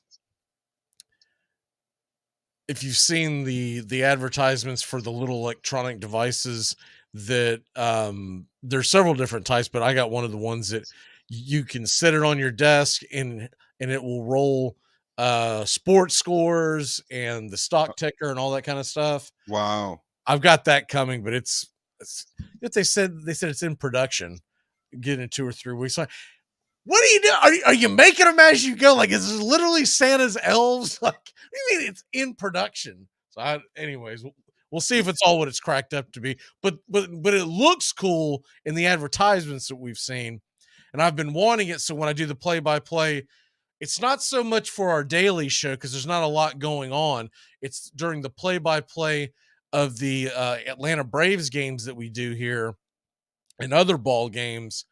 I want to be able to sit it where it's separate by itself, and I can keep an eye on other scores without having to change in and out of different. I mean, I've gotten really good and quick about changing in and out of these different windows with all the stuff that I have going on here the last several years. But it'd be nice to have a separate. And what I'm hoping is that it's not the only thing I'm worried about. Does this just suck the Wi-Fi out and like everything else is going to run slow? That sounds really cool, though. I've seen a couple of those things on like the Instagrams and such. That'll be a really good idea. One other cool thing I got is it's like a wooden homemade painted sign. It's like a Buccaneers American flag on some real nice wood. So cool. One day I could maybe get it in the backdrop, but that was pretty cool as well. That is cool. I've got a couple other smaller items that are, here and there, but had a good time overall, and got a chance to see my in-laws. I don't get to see them very often, not nearly as often as we should. So it was nice hanging out with them. I mean, I'll tell you what, though, they make turkey for Christmas, and I grew up on ham, so we always do ham on Christmas Eve because I'm like, I've got to have my ham. It's Christmas time, right? Mm-hmm. But they do turkey, and that's fine. But I always forget. It's different when you eat a turkey sandwich during the week sometime, or you're eating turkey on your salad. It is a different bird that you eat when it's a turkey on Christmas night. Man, we ate that and we're about 45 minutes away. By the time I got home, like I felt like I got hit in the head with a hammer. I was so tired. I was just like, I was trying to get to bed, and I mean, I couldn't even function because I'd eaten way too much turkey, and it was a tryptophan was just absolutely just annihilating me. I fell asleep and I woke up seven or 8 times watching your Bucks game. Didn't look like I missed much. Every time I woke up, somebody was turning the ball over. I was like, God, this game is brutal. But I had a parlay on it that hit. I took the under in the first half, which was 20. And so once I got to halftime, I was like, I can go to bed now. And then I had the Cardinals plus 8.5. Mm-hmm. And when I saw it was later in the game and I was doing the math, I was like, the worst case scenario here, this thing's going to go to overtime. There's not a 9-point play in overtime. I'm going to bed. I'm not even sure. And then I woke up just as Suck Up was lining up to kick the field goal. You've seen the only important thing then, like you said, a lot of bad plays, a lot of turnovers and whatnot, but it sounded like you had a nice little parlay there. Yeah, it was nice because my teaser busted because I had the under on the Denver game. And that thing got exploded because Russell Wilson, though he's getting everybody fired left and right, everyone's forgetting that Russell Wilson can't tell the difference between a Broncos and a Rams helmet. That was a pathetic performance by the Denver Broncos and Russell Wilson yesterday. Probably the most pathetic I've seen. And quite frankly, it looked like their defense gave up on the head coach before yesterday's game even started. I gave up on him around week 2. Same. I gave up on him week 1. What was the I don't even remember the week, but when they played that Thursday night game and they either won or lost the game 11-10 against San Francisco. At that point, I was like, this is a terrible offense, and Hackett doesn't know what he's doing. Yeah, I gave up on them the minute they drained the clock against Seattle and settled for a 65-yard field goal. So Maverick's telling us that the Broncos have made Jerry Rossberg the interim head coach. The time management guy. He's the clock manager. What the? All right, so they're tanking. They're absolutely tanking, but they don't get their first round pick. But they're tanking for, I guess, the rest of the draft. We need to take a really quick break, so because I don't want to have to break this up. When we come back, we're going to talk college football. We're going to talk the Bowls. We're going to talk the Bulldogs and the Buckeyes, where that line is and what we like, as we are getting ever closer to the college football playoff semifinals. It's Saturday. All right, we're finally there. We'll be back in a flash here on Braves Country on the Key, Braves Country HD, wherever you may stream. Hey folks, this is Mark White with The Mark White Show, and you can tune into The Mark White Show every Saturday from 11 a.m. to 12 p.m. right here on Rock 99 WQEE The Key, the home of Southern sports and talk. Someone asked me one time, you ever bet in the WNBA? I'm like, no. Nobody cares about the WNBA. They don't, sorry. Perfect example, Brittany Griner, WNBA superstar, currently in a Russian prison. If that were LeBron James, we would have sent SEAL Team 6, Jason Bourne, and 3 Girl Scouts for an extraction. It's time to live, laugh, and create memories again with MSC Cruises. Join us on some of the world's most modern and innovative ships. Discover again at our new private island, Ocean Key MSC Marine Reserve, named Best New Cruise Destination. Cruise the Caribbean and Bahamas from Miami or Port Canaveral. Book now with free balcony upgrades and flexible booking changes. Call your travel advisor or visit MSCCruises.com. Restrictions apply. MSC Cruises, a world of discovery. Wendy's only makes one kind of breakfast, your new favorite one. How do we do it? With fresh cracked eggs, oven-baked bacon, and flaky croissants. You know, the things your old breakfast wasn't doing. So toss that old news and its soggy eggs somewhere useful. And get to Wendy's. A sausage, egg, and Swiss croissant, bacon, egg, and Swiss croissant, and honey butter chicken biscuit. Choose wisely. Choose Wendy's. Limited time only. Single item at regular price. Price and participation may vary at U.S. Wendy's. Armchair Quarterbacks Radio covers the whole SEC the whole season long. Dobbs heaves it. They're bunched up in the end zone. It's tipped up. It's caught. It is caught. Jawan Jennings. Just the start of things. First quarter at the Gator Bowl in Jacksonville. And Walker sneaks to the right. Gets outside. The 35. Look out. He's past midfield and he's got a blocker. Cuts to the inside. Herschel Walker. There he goes again. Straight up the middle. Touchdown. Delayed reaction, but Tebow got in. Oh, jump pass. How about that? Oh, my gosh. That looks like 1955. Holy cow. Are you kidding me? Armchair. SEC! Welcome back to Braves Country. Mac McGinn, the Armchair Quarterbacks, weekdays 3 to 5 p.m. drive time on WQEE. It's being misused and mishandled in a lot of places. I'm only coaching college football because I love this age group and I want to feel like I'm doing something in their lives and our staff's doing something in their lives. So I can't start that relationship off with lies. I can't start that relationship off saying, hey, I want to help you be the best man you can be, but let me go tamper with someone on someone else's roster and start it off by cheating, which is happening everywhere right now. It's saddening to me as a guy that was in college football to see what's happened to college football. Like, That being said, I want it done the right way for our guys. And, I don't get involved in it because even in the NFL, I didn't want players looking at me saying, well, why is he making this and you're making by rule, I can't be involved in it. I think we have a great setup here. I think the key for me is to make sure I recruit guys who want to be here, not who want to come for the best NIL deal. And if I do that, I'll find the right guys. I hope that they make great opportunities for themselves and a lot of great connections. But I'm going to try to do it the right way. I don't want divisiveness in the locker room. I think we're all seeing what it looks like for teams when everyone's not getting what they're supposed to get or everything's not fair. And I don't want that for our guys either. This age group of kids, those 18 to 22 in today's society, especially after COVID, you look at mental health issues and all these things, anxiety, depression. I mean, it's skyrocketing. It's scary. Now you throw in guys going to other schools, not this school, going to other schools, and hey, if you don't play well, your money goes down, and you got to call your mom and say, we're just going to ruin kids. So I think NIL is awesome. They say that when done right, when done professionally, and I'm so thrilled with the setup here because, like everything else, like true Nebraskans, they're going to do things the right way and to help kids, not to take advantage of kids.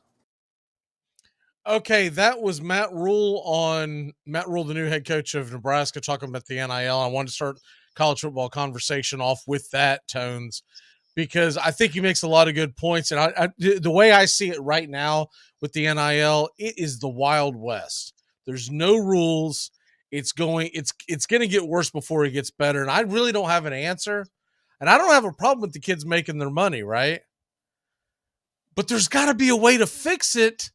And he brings up a very good point about how you're going to break kids. What about the kid who's being pressured by his family to make X amount of money, and he doesn't have a very good season, and that NIL money goes away, right? And I'm talking about a kid who may be, we'll pick a random mid-level school, we'll say Virginia Cavaliers, right? And the kid came there and he's making X amount of money, and then all of a sudden he's not doing well, and they're going to decide they're going to use that NIL money to bring in another recruit, and that kid either gets cut off at the knees and gets zero, or he gets significant less, and he's been sending that money back to mom and them's, right, to try to make ends meet. That kind of pressure, and of course, it's also valid that he brings up, and this is all on the generation coming out of COVID and all the other stuff that they're having to deal with mental health issues.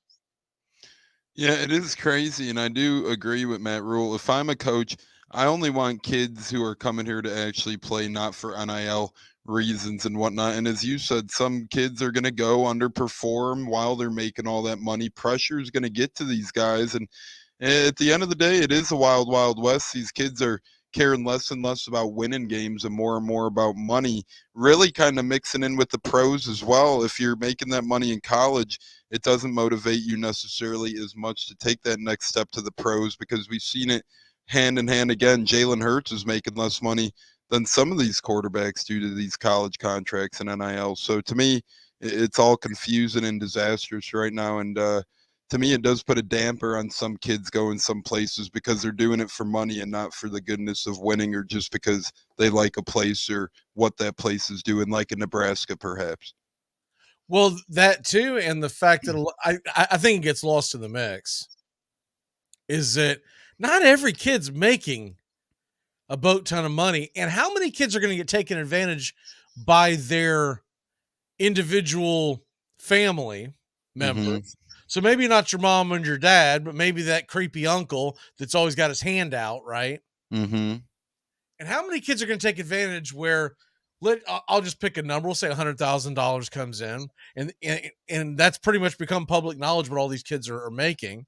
So the uncle knows that he's getting $100,000 coming in, and 50 of it went to dad and mom to help pay bills, and the uncle convinces him to invest, right? With the invest. And he wants him to invest the other 50 or darn near all of it. And what's not going to be taken into consideration by the family members because they don't care, or the quote unquote close friend because they don't care, is that you've taken his money. He's got nothing to show for it. Oh, and by the way, that bill is going to come due because the IRS does not care. Mm-hmm. You got taken. They want their cut. Now, how is that going to play? Not well. It's just it's a disaster. That's why I never thought it was a good idea, and I get why a lot of these folks went to the mat and said it's overdue, it's about time. But you are assuming that every one of these kids is going to have good direction, Mm-hmm. and there's always these terrible stories of kids being taken advantage of when they are older than the ones I'm referring to, right? Mm-hmm. They are 25, 26 years old. They've been in the pros for a couple of years and they're getting took. How's an 18-year-old, 17-year-old, 19-year-old supposed to know all the downfalls that are in front of them? Mm-hmm. And here's the funny thing. The kids that don't need it, they're the ones that they'll do it the right way, and they'll be the ones that will make sure that all the I's are dotted and the T's are crossed, and they won't have the IRS beating on their door in 5 years. Mm-hmm. And that's the shame of the whole damn thing. Is that it's supposed to be to help out kids who need it, but it's the kids that won't need it that'll be more prepared and will be the same situation. Amen to that as well, brother. All right, let's move on to the college football bowl games. The one going on right now, we'll give you a really quick update on the DixieHandle.com scoreboard update. Believe I just saw them threatening. Let's see if they actually got into the end zone there. It was 14-0, and now we have an updated score. It's just 17-0 now. So still a lot of time left in that game. They pulled off an end around, New Mexico State did, and got it fairly deep into Bowling Green territory, but all they got was a field goal out of it. So, and it really hurt Bowling. What's that? Bowling Green's quarterback left on the first drive of the game as well, and I don't think he's returned yet. So that pretty much put a damper on them. Yeah, it doesn't look good. He was over by the sideline, looked like he was talking to a family member, and his head was hanging down. So that is a big problem there, especially if you took the over. I think the over was either 48.5 or 49 at kickoff. Mm-hmm. That's a long ways away. Pretty much what you're hoping is that New Mexico State goes all Los Angeles Rams on the Denver Broncos and just blows them out. Oh, man, that game yesterday. Oof. The game tomorrow, Georgia Southern Buffalo. I don't think we're going to deep dive on that one. Memphis, Utah State. That's a pretty fun one. That game is in Dallas, Texas. The First Responder Bowl. It's at Gerald J. Ford Stadium. So I don't know which stadium that is because that's in Dallas and that's not obviously Jerry's World. That may be did they rename the Cotton Bowl? Gerald J. Ford Stadium, Dallas. Let's see what it's. Must be an outdoor event because. It's for SMU Mustangs. That's okay. I figured it was either SMU or the old Cotton Bowl. So, 42 degrees kickoff on that one. I'll be interested for that one. I do like Memphis. I've watched them for years off and on, and they're a 7-point favorite. By the way, is that Bowling Green? Man, these uniforms. Bowling Green, yep. They just took one to the house. I don't know if that was a run but anyways, Bowling Green's finally on the board at 17-6. So if you got the over, you're telling me there's a chance. Let's go. Come on, score it. Let's go. Extra point pending. It'll be 17-7. And it was a kick return. Mm. And it wasn't to the back line. It looked like, the guy running down the field's got some speed, but it looks like he probably plays either linebacker or fullback. But he's got some wheels. He's a bigger built guy, it looks like. He's got some wheels. Last name's Keith, number 19. Circle him in your program for this year's upcoming draft. And then tomorrow night, Coastal Carolina, East Carolina. That should be a fun shootout. That over under 65. That game's in Birmingham. It's 43 degrees, not too terrible. Good old-fashioned football weather. And then tomorrow night, one of the better slates, one of the better games, but I'm really disappointed that they're kicking this thing off at 10:15. I get it that's in Phoenix, Arizona, but so is the Fiesta Bowl. 10:15, Wisconsin, Oklahoma State. I would have liked to have seen that. That's the one thing that college sports continues to hinder sometimes is start times to important games, college football, college basketball specifically. No one on the East Coast could make that. And I mean, unless you work at night and you're up for it or whatnot. I mean, if you're going to put a game on at 10:15 tomorrow night, why don't we slide that Georgia Southern Buffalo game in there, man? Yeah, wiggle that thing down there. I understand that it's in Montgomery, but you probably have a better chance of getting more fans in the stands at 10:15 at night because it's just an odd time. You might get the locals go, come on, we'll go tie one on and go tailgate in the parking lot for Georgia Southern Buffalo. But by the way, do want to mention, so during the NFL game Christmas Eve, I also was watching Middle Tennessee State getting a W out there at the Hawaii Bowl, taking it to old San Diego State. That was a fun ball game. And that was really, although, the Sunday Night Football was two underwhelming teams, I really appreciated both of those games ended up being somewhat entertaining. I think the bowl game outdid the Sunday night game. But yeah, Middle Tennessee, what a season they ended up having. They beat Miami and they win a bowl game. It doesn't get much better than that for not a Power 5 program. We'll get into the rest of the bigger games as the week goes on, but I do want to talk about the college football playoffs. TCU, Michigan, that's 4:00 on Saturday, and it'll be followed up at 8:00 all times Eastern, Ohio State, Georgia. So should have enough time to get the games in. I'm glad they staggered it. I'm glad it's not 3:30 and 6:30, and they're on top of each other in the game. One game's ending and you're having to flip over to ESPNW to catch the kickoff of the other game.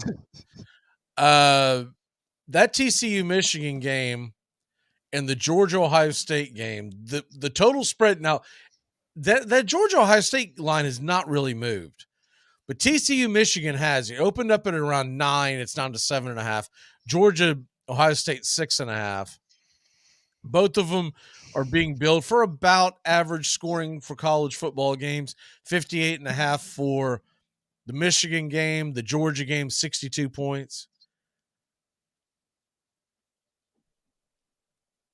If you were going to take one or the other, who do you think is more likely to cover the spread, Michigan or Georgia? Ooh, I would go with Georgia. I think I'd roll with Georgia. I think they've been a little more, nothing against Michigan, but Georgia's schedule was much more superior this year. And to me, TCU is a tougher opponent than Ohio State. Yes, I said that. TCU, to me, gives Michigan a harder time than Ohio State gives to Georgia. By the way, Michael chimes in with the first old man radio take of the day. I will never watch any sports event starting after 8:30. Amen to that, brother. Amen to that. Hey, yep, until your team's in the championship, and then you got to figure it out somehow. But I agree with you. Any other time. Yeah, I remember. I feel like they moved it back last year. But for quite a while, college football national championship game was starting at 8:30. Yeah. Right in that time period, 8:35, 8:25, whatever it was.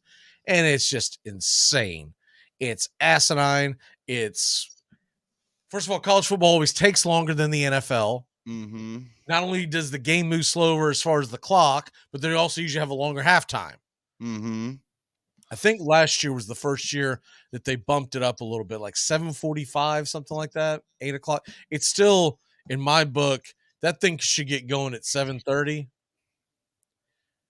And if it's important to you, you'll make accommodations. Not to mention, fans are much more concerned with seeing the second part of the game, the end of the game, than the beginning of the game, and then have to make a decision of, well, do I just lose sleep for the night, or do I just go to bed and catch the score in the morning?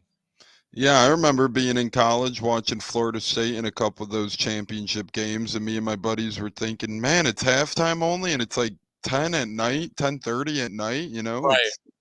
It gets late quick. Yeah, it does, and I think they've always tried to mirror it with the NFL. Well, the NFL kicks off at 8:20. Well, they're kicking off too late as well. Yeah. I think the Braves start too late. When you're going to follow a 162 game season and you're going to try to get your kids into watching it, local time, the latest locally that you should be starting the game is 7:05. I couldn't agree more. The Braves start at 7:20 now. It's because they're selling extra ads because they now have a 50-minute pregame show that I'm telling you right now I've watched over and over and over again.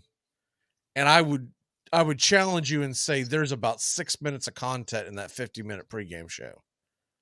Every game. Unless a big trade is made, there is 6 minutes of content in the Braves television pregame show. Because their entire time of that show is, we're about to talk about this. We're about to talk about that. We'll be right back. Then they come back and they never talk about what they say they're going to talk about. And then they yuck it up and, do a couple of blurbs of, some random interview. And then they'll come back. We're about to talk about this. We're about to talk about, and that's all the show is every single day. I'm like, really? Can we not just start that crap at 6:00 in the evening? Mm-hmm. Have the game start at 7. You'll still get an hour of pregame show, and away we go. It used to be worse. The Braves used to start at 7:35. Oof. Yeah, that was the TBS days. And if you live in the suburbs like I do, when I go to a Cubs game, if we start at 7:05, I'm not getting home till midnight most nights. Exactly. But I have noticed that most of the other teams, depending on, doesn't matter where they're locally, they're starting before 7:20 Eastern. Absolutely. And the Braves have just not caught on. It is insane. And they try to tell you it's because of traffic. Look, average Joe 6-pack wants to come home, watch the game. He'd like to share it with his kids, but you can't do that when the game's going to end at 11 o'clock every night. A lot of the teams are adapting to the 6:40 local start time. I kind of love those. Yeah, but I me can too. meet you halfway and say, let's go 7:05. I get that you need the 5 minutes past the hour because you're trying to, get everyone settled in, etc. But real quick before we have to take a quick break, the over/under. Which one's likely to go higher? TCU, Michigan, Georgia, Ohio State. The over/unders are about the same, 58.5 and 62. I think Georgia, Ohio State personally is more likely to go higher. I think two better offenses in totality, more star power in both of those schools. And I've seen Ohio State let up a good amount of points. Michigan could clamp down on TCU, not saying they will, but I wouldn't be the most shocked in the world. So give me Ohio State and Georgia.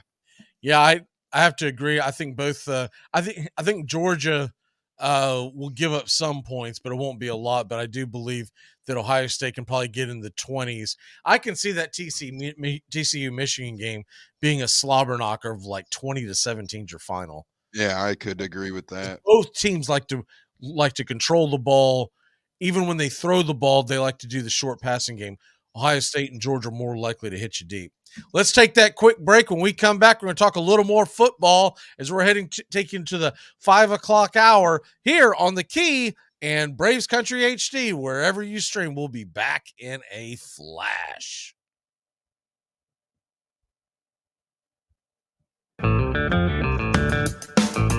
Hey, sports fans. The Key has a brand new show. Braves Country is coming your way weekdays 3 p.m. Eastern to 5 p.m. Eastern. Drive Time on WQEE. Braves Country is a Southern sports talk show with Mac McGee and the Armchair Quarterbacks. We'll be talking the Atlanta Braves and Major League Baseball, along with everything important to sports fans in Braves Country.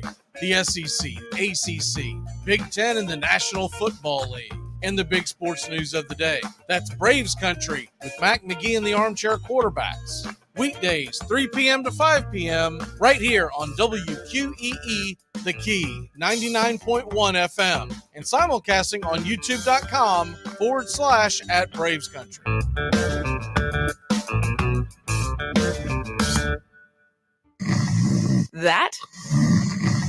That's the sound of NyQuil Severe hard at work. NyQuil Severe is the best sleep with a cold medicine. No tossing and turning, just rest and recovery. So you're ready to take on tomorrow. For powerful relief of your worst cold and flu symptoms, try NyQuil Severe. The nighttime sniffling, sneezing, coughing, aching, stuffy head, best sleep with a cold medicine. Use as directed. Keep out of reach of children. Hey, Braves fans, the Armchair Quarterbacks YouTube channel are bringing you Braves Baseball all season long. Hi, I'm Mac McGee, and I'll be bringing you Braves Baseball play-by-play for the Braves fans out there, for all of Braves country. So pull up an armchair and join us for Braves Country Baseball, first pitch to last pitch, Tuesday and Friday nights, right here on the Armchair Quarterbacks YouTube channel.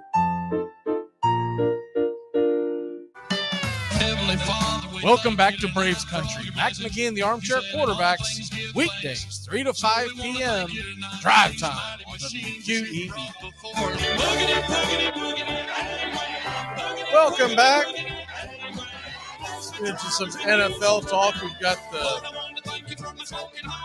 the Colts and Chargers coming up here tonight, which is a big game for the Chargers. The Chargers, if they can win, they can clinch a wild card spot, which it seems strange for that to be true, but it is. Before we get into that game, I do want to get your reaction and looking forward to what turns into a pretty big game on the Panthers and Bucks. I've got a quick clip from Todd Bowles being asked about the game right after his press conference right after the win last night as the Buccaneers beat the Cardinals 19-16. Being able to play Carolina, win there, you win the NFC South. What does that mean to you? It always means something when you're playing for something at the end of the year. You know, you want to be playing December football. You want to play good December football, and you want to play meaningful games. So next week, you know, they need it and we need it. So it's going to be a good battle. So that kind of lays it out, and I'm a little surprised, a little disappointed. But maybe it's because the Bucs have been on so much this year on prime time, and I think people might be a little tired of seeing the Bucs, and they're not playing a great brand of football. But that game is big, Panthers and Bucs. I really hope I get it here locally. I haven't checked it yet. Bucs are a 3-point favorite. The over-under is 39. To me, that sounds about right. I think it's going to be a lower scoring, hard-fought game. If I gun to my head, I'd have to take the under, but I think I'm steering clear of it regardless. What say you on Bucs Panthers heading into Week 17? Which who would have thunk it? But this is for the NFC South crown. Division's on the line pretty much, right? If Bucs win, they clinch. If Panthers win, that means the Bucs have to win Week 18 and Panthers have to lose. And you never want that to be the case when the Saints would have a meaningless game at that point in time. So Saints technically not out of it yet, although they're looking pretty bleak. So it comes down to this. Next week, as Todd Bowles mentioned, who wants it more? You got a Panthers team that's gotten rid of a lot of tools in the shed throughout the year, Robbie Anderson, Christian McCaffrey, Matt Rule, and so forth. You got a Bucs team that's scratching and clawing, trying to come back from a lot of big injuries. So it's interesting. The Bucs have played disappointing football. The Panthers have played better football than expected. I bet you a lot of money will still be on the Bucs to win the division, but it really starts with Sunday. I do agree with you, or Saturday, Sunday, whatever. I do agree with you. That is Sunday. I got that mistaken. I do agree with you in the fact that I would have liked it to see Sunday night, although a lot of people are probably tired about the Bucs. It deserves that type of game. I'd lean with the under, and I'd lean with the Bucs given 3 at this point in time, but we'll see how the week shakes out. I've seen the Panthers could be adding Josh Norman as well after J.C. Horn left last week's game with a bad injury. He might be out this week. Yeah, so the other thing that I'm looking at in this game too is when they played the first time, 21-3 was the score. Carolina, it was in Carolina. But P.J. Walker was the quarterback. Mm-hmm. And Dante Foreman went off in that game. 118 yards. And DJ Moore had a nice game, but all in all, Bucs couldn't get anything going, even though Brady had 49 attempts, 290 yards. That's not going to get it done. Got a late field goal, but other than that, really didn't anything going offensively. But the Bucs defense has been pretty good. And you'd think they'd be able to slow down the Carolina rushing attack, though it went for 173 the first game, right? Yeah, the nice thing is you said it comes down to the run. Bucks run defense against Carolina's running attack. Carolina's been running all over the league, including Detroit yesterday, and Bucks the first time, as you alluded to. Bucks defense been, a little more vulnerable against the run this year than most years in the past several years. So Bucks are going to have to adjust. I do actually think it helps the Bucks adjustments with Sam Darnold in over PJ Walker. For whatever reason, we tend to struggle more so against the scrambling type quarterbacks as the PJ Walkers of the world, and as we've seen yesterday with the Trace McSorleys of the world. Not saying Darnold can't move it all out there, but I do think it helps the Bucks be able to pin their ears back a little bit and understand, okay, it's likely going to be a running back on the ground here. Whereas last game, is it going to be Foreman? Is it going to be PJ Walker? I think Hubbard was still out, so other backs as well. I think Bucks can focus more on the running backs this time around outside of the quarterback as well.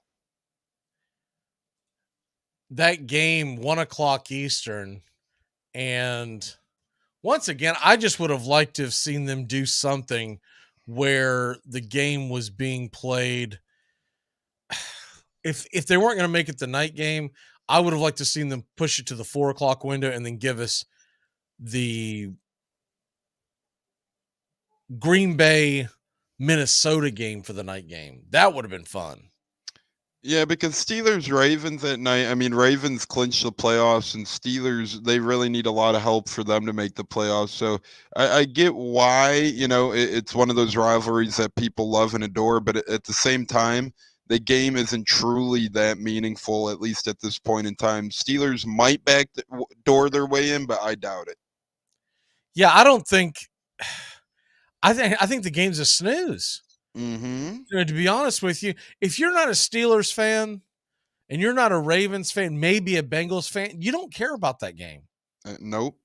It was a really strange for that to be the one that they flexed. It was different back in the day when you had Big Ben, Flacco, a little bit of rivalry there, but nowadays it doesn't have the same. We don't even know if we're going to get Lamar Jackson. Nope. So if we don't get Lamar Jackson, we're going to have Kenny Pickett skipping the ball across the grass versus Tyler Huntley, who's not even really realistically doing that. Nope.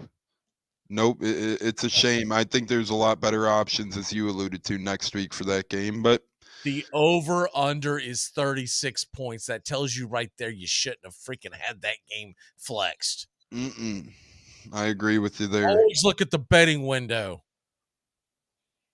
Conversely, Vikings-Packers, 47. And Packers are hot. They got a 37% chance to make the playoffs. More fun. You're not wrong there. And Bucks-Panthers, as you said as well, that would have been more fun too. Unbelievable. I saw their flexes like, yes, they're flexing no, that's not the game that I want. And honestly, Dolphins-Patriots probably means more. It does. That I'm a little surprised considering those markets that wasn't the go-to. Now, if you're a Dolphins fan, you're glad because you're like, I don't want to play there at night. give me nice old 52 degrees in Foxborough and in the middle of the afternoon. It's going to be hard enough winning there. Man, they got to get off the schneid. 4 consecutive losses. That's not a good look. And they absolutely fell apart in the second half. Before I forget, what locks of the day brought to you by betus.com.p/PA. I will put the link in the YouTube. If you want to join 125% sign up bonus. What my lock of the day, I went with the Colts team total under 20 points. I don't think they're going to get a lot going if they do win this game with Nick Foles at center. I think it's going to have to be a slobber knocker. Mm-hmm. What is your pick of the day? Kind of leading in with the Nick Foles as well. I think Colts are going to, even though Jonathan Taylor's out, I think they're going to keep it on the ground more against a vulnerable Chargers defense, because even though the Chargers should win this game big, I think Colts played a little closer. I like Zach Moss over 51.5 rushing yards in this one. What was the number again? 50? 51.5. 51.5. I almost played him in fantasy, but I'm on the fence because they're saying that him and Jackson could be an actual split. And I have a fantasy question for you when you're done. Quick. Yeah. I just put a cap on that thought process. I kind of need a bigger game because the guy that I'm going against, it's a 2-week window, and he's already had a really good week, and I'm trying to lessen the blow. Christian Watson getting hurt at halftime because he stubbed his toe did not help. What is your question? I'm down 13 points, standard league, no PPR, and no points for negatives for turnovers. Guy against me is no one left. I should win straight up with Herbert alone, but I have Herbert, and then I have a flex spot open with Mike Williams or Zach Moss, just in case. Do you go Williams there or Moss, just in case a Herbert gets hurt or something? Wait a minute. Say that again. You're up 13 points? I'm down 13. He has no one left against me, and I have Herbert and an open flex spot, and I'm between Zach Moss or Mike Williams, just in case Herbert goes down. I should win nonetheless, but just in case Herbert gets hurt, do I trust Moss? Okay, so you have Herbert, and the question is, who do you go with for your flex, or is this a super flex? Correct. Who would I go with for my flex, Moss or Mike Williams, in your opinion? I think I go Mike Williams. Although I think Moss can get some yards. What if he doesn't get in the end zone? True. Right? Very true. What if he does have a good day, but it's 89 yards? Herbert gets hurt on the first play. I like, and obviously for obvious reasons, Mike Williams catches a touchdown pass, game over. Yeah. Because I don't know if you're getting 6 or 4 for a touchdown pass, but that's at least 10 points right there. Correct. By the way, Bowling Green, and we just had another score. Bowling Green just scored against 23-7, 3 minutes left in the or 24-7 after the extra point. 3.5 minutes left in the third quarter. So come on over. over.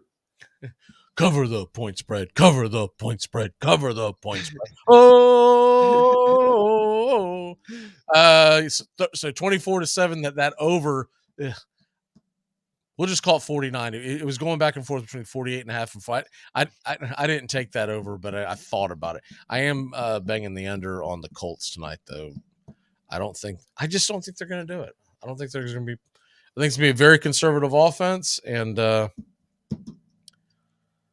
give me a score for tonight's game. I'm thinking, let's see here. I'm going to go with, I think Brandon Staley makes this game closer than it is. Give me 20-17 San Diego. Or Los Angeles, I'm sorry. I'll take 23-13 Chargers. I think they'll move the ball enough. Colts won't. There is no Jonathan Taylor. There is no Matt Ryan. There's Nick Foles. If you're a Colts fan, you're hoping Pittman can do something, but the electricity is kind of out of the offense, and they're going to ask that defense to do a lot. And I really like the under on tonight's game, 44.5 as well. Yeah, I agree with you there. But sometimes I feel like it's smarter to take the team total under than the overall under.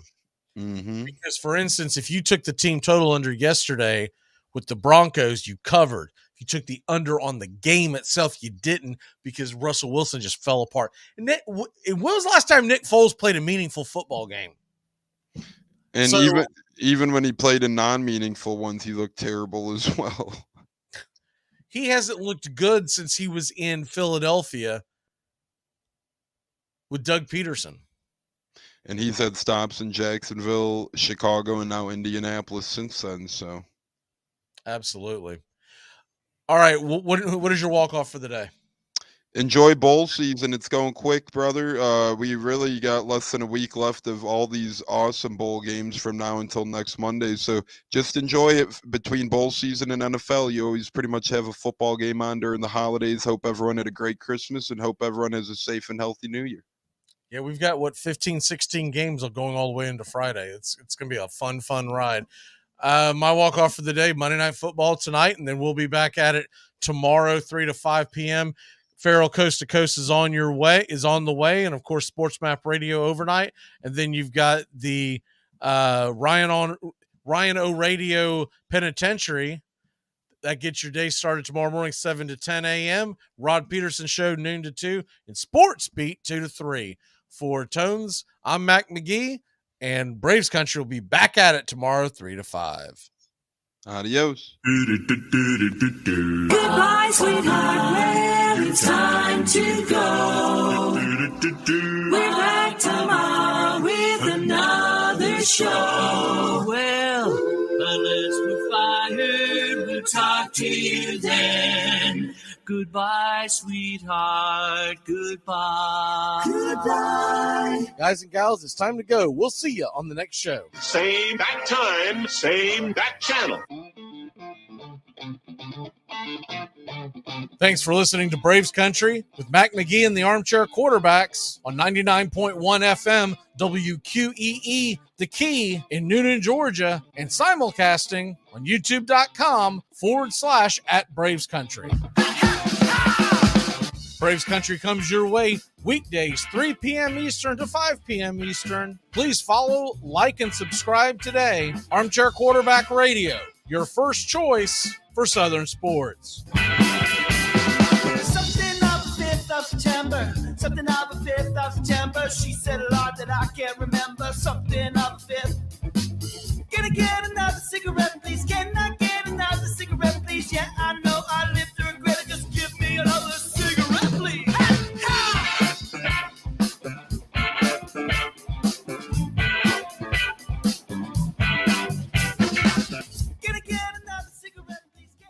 You're listening to WQEE 99.1 FM, The Key in Noonan, Georgia. Are you looking for a reliable dental practice that not only cares about your teeth, but is friendly to work with? How about one that offers great deals and new patient promotions? Well, your search is over. Most Valuable Smiles in downtown Eatonton, Georgia is committed to giving you the biggest and brightest smile. Right now, get a $99 new patient special, including x-rays and exam. Maybe you're looking for veneers. Most Valuable Smiles veneer special includes one free veneer with every 5 purchased. Or get that bright white smile you've always wanted by taking advantage of an exclusive $100 off Zoom whitening treatment when you book today. And don't forget that 2022 is almost over. That means most insurance policies will reset by the new year, and to avoid losing that extra money, you need to use it or lose it. Book an appointment today with Most Valuable Smiles in downtown Eatonton to lock in these exclusive deals. Call 706-623-0318 or visit mostvaluablesmiles.com. Hey, sports fans. The Key has a brand new show. Braves Country is coming your way weekdays, 3 p.m. Eastern to 5 p.m. Eastern. Drive Time on WQEE. Braves Country is a Southern sports talk show with Mac McGee and the Armchair Quarterbacks. We'll be talking the Atlanta Braves and Major League Baseball, along with everything important to sports fans in Braves Country. The SEC, ACC, Big Ten, and the National Football League, and the big sports news of the day. That's Braves Country with Mac McGee and the Armchair Quarterbacks. Weekdays, 3 p.m. to 5 p.m. right here on WQEE, The Key, 99.1 FM, and simulcasting on youtube.com/@Braves Country.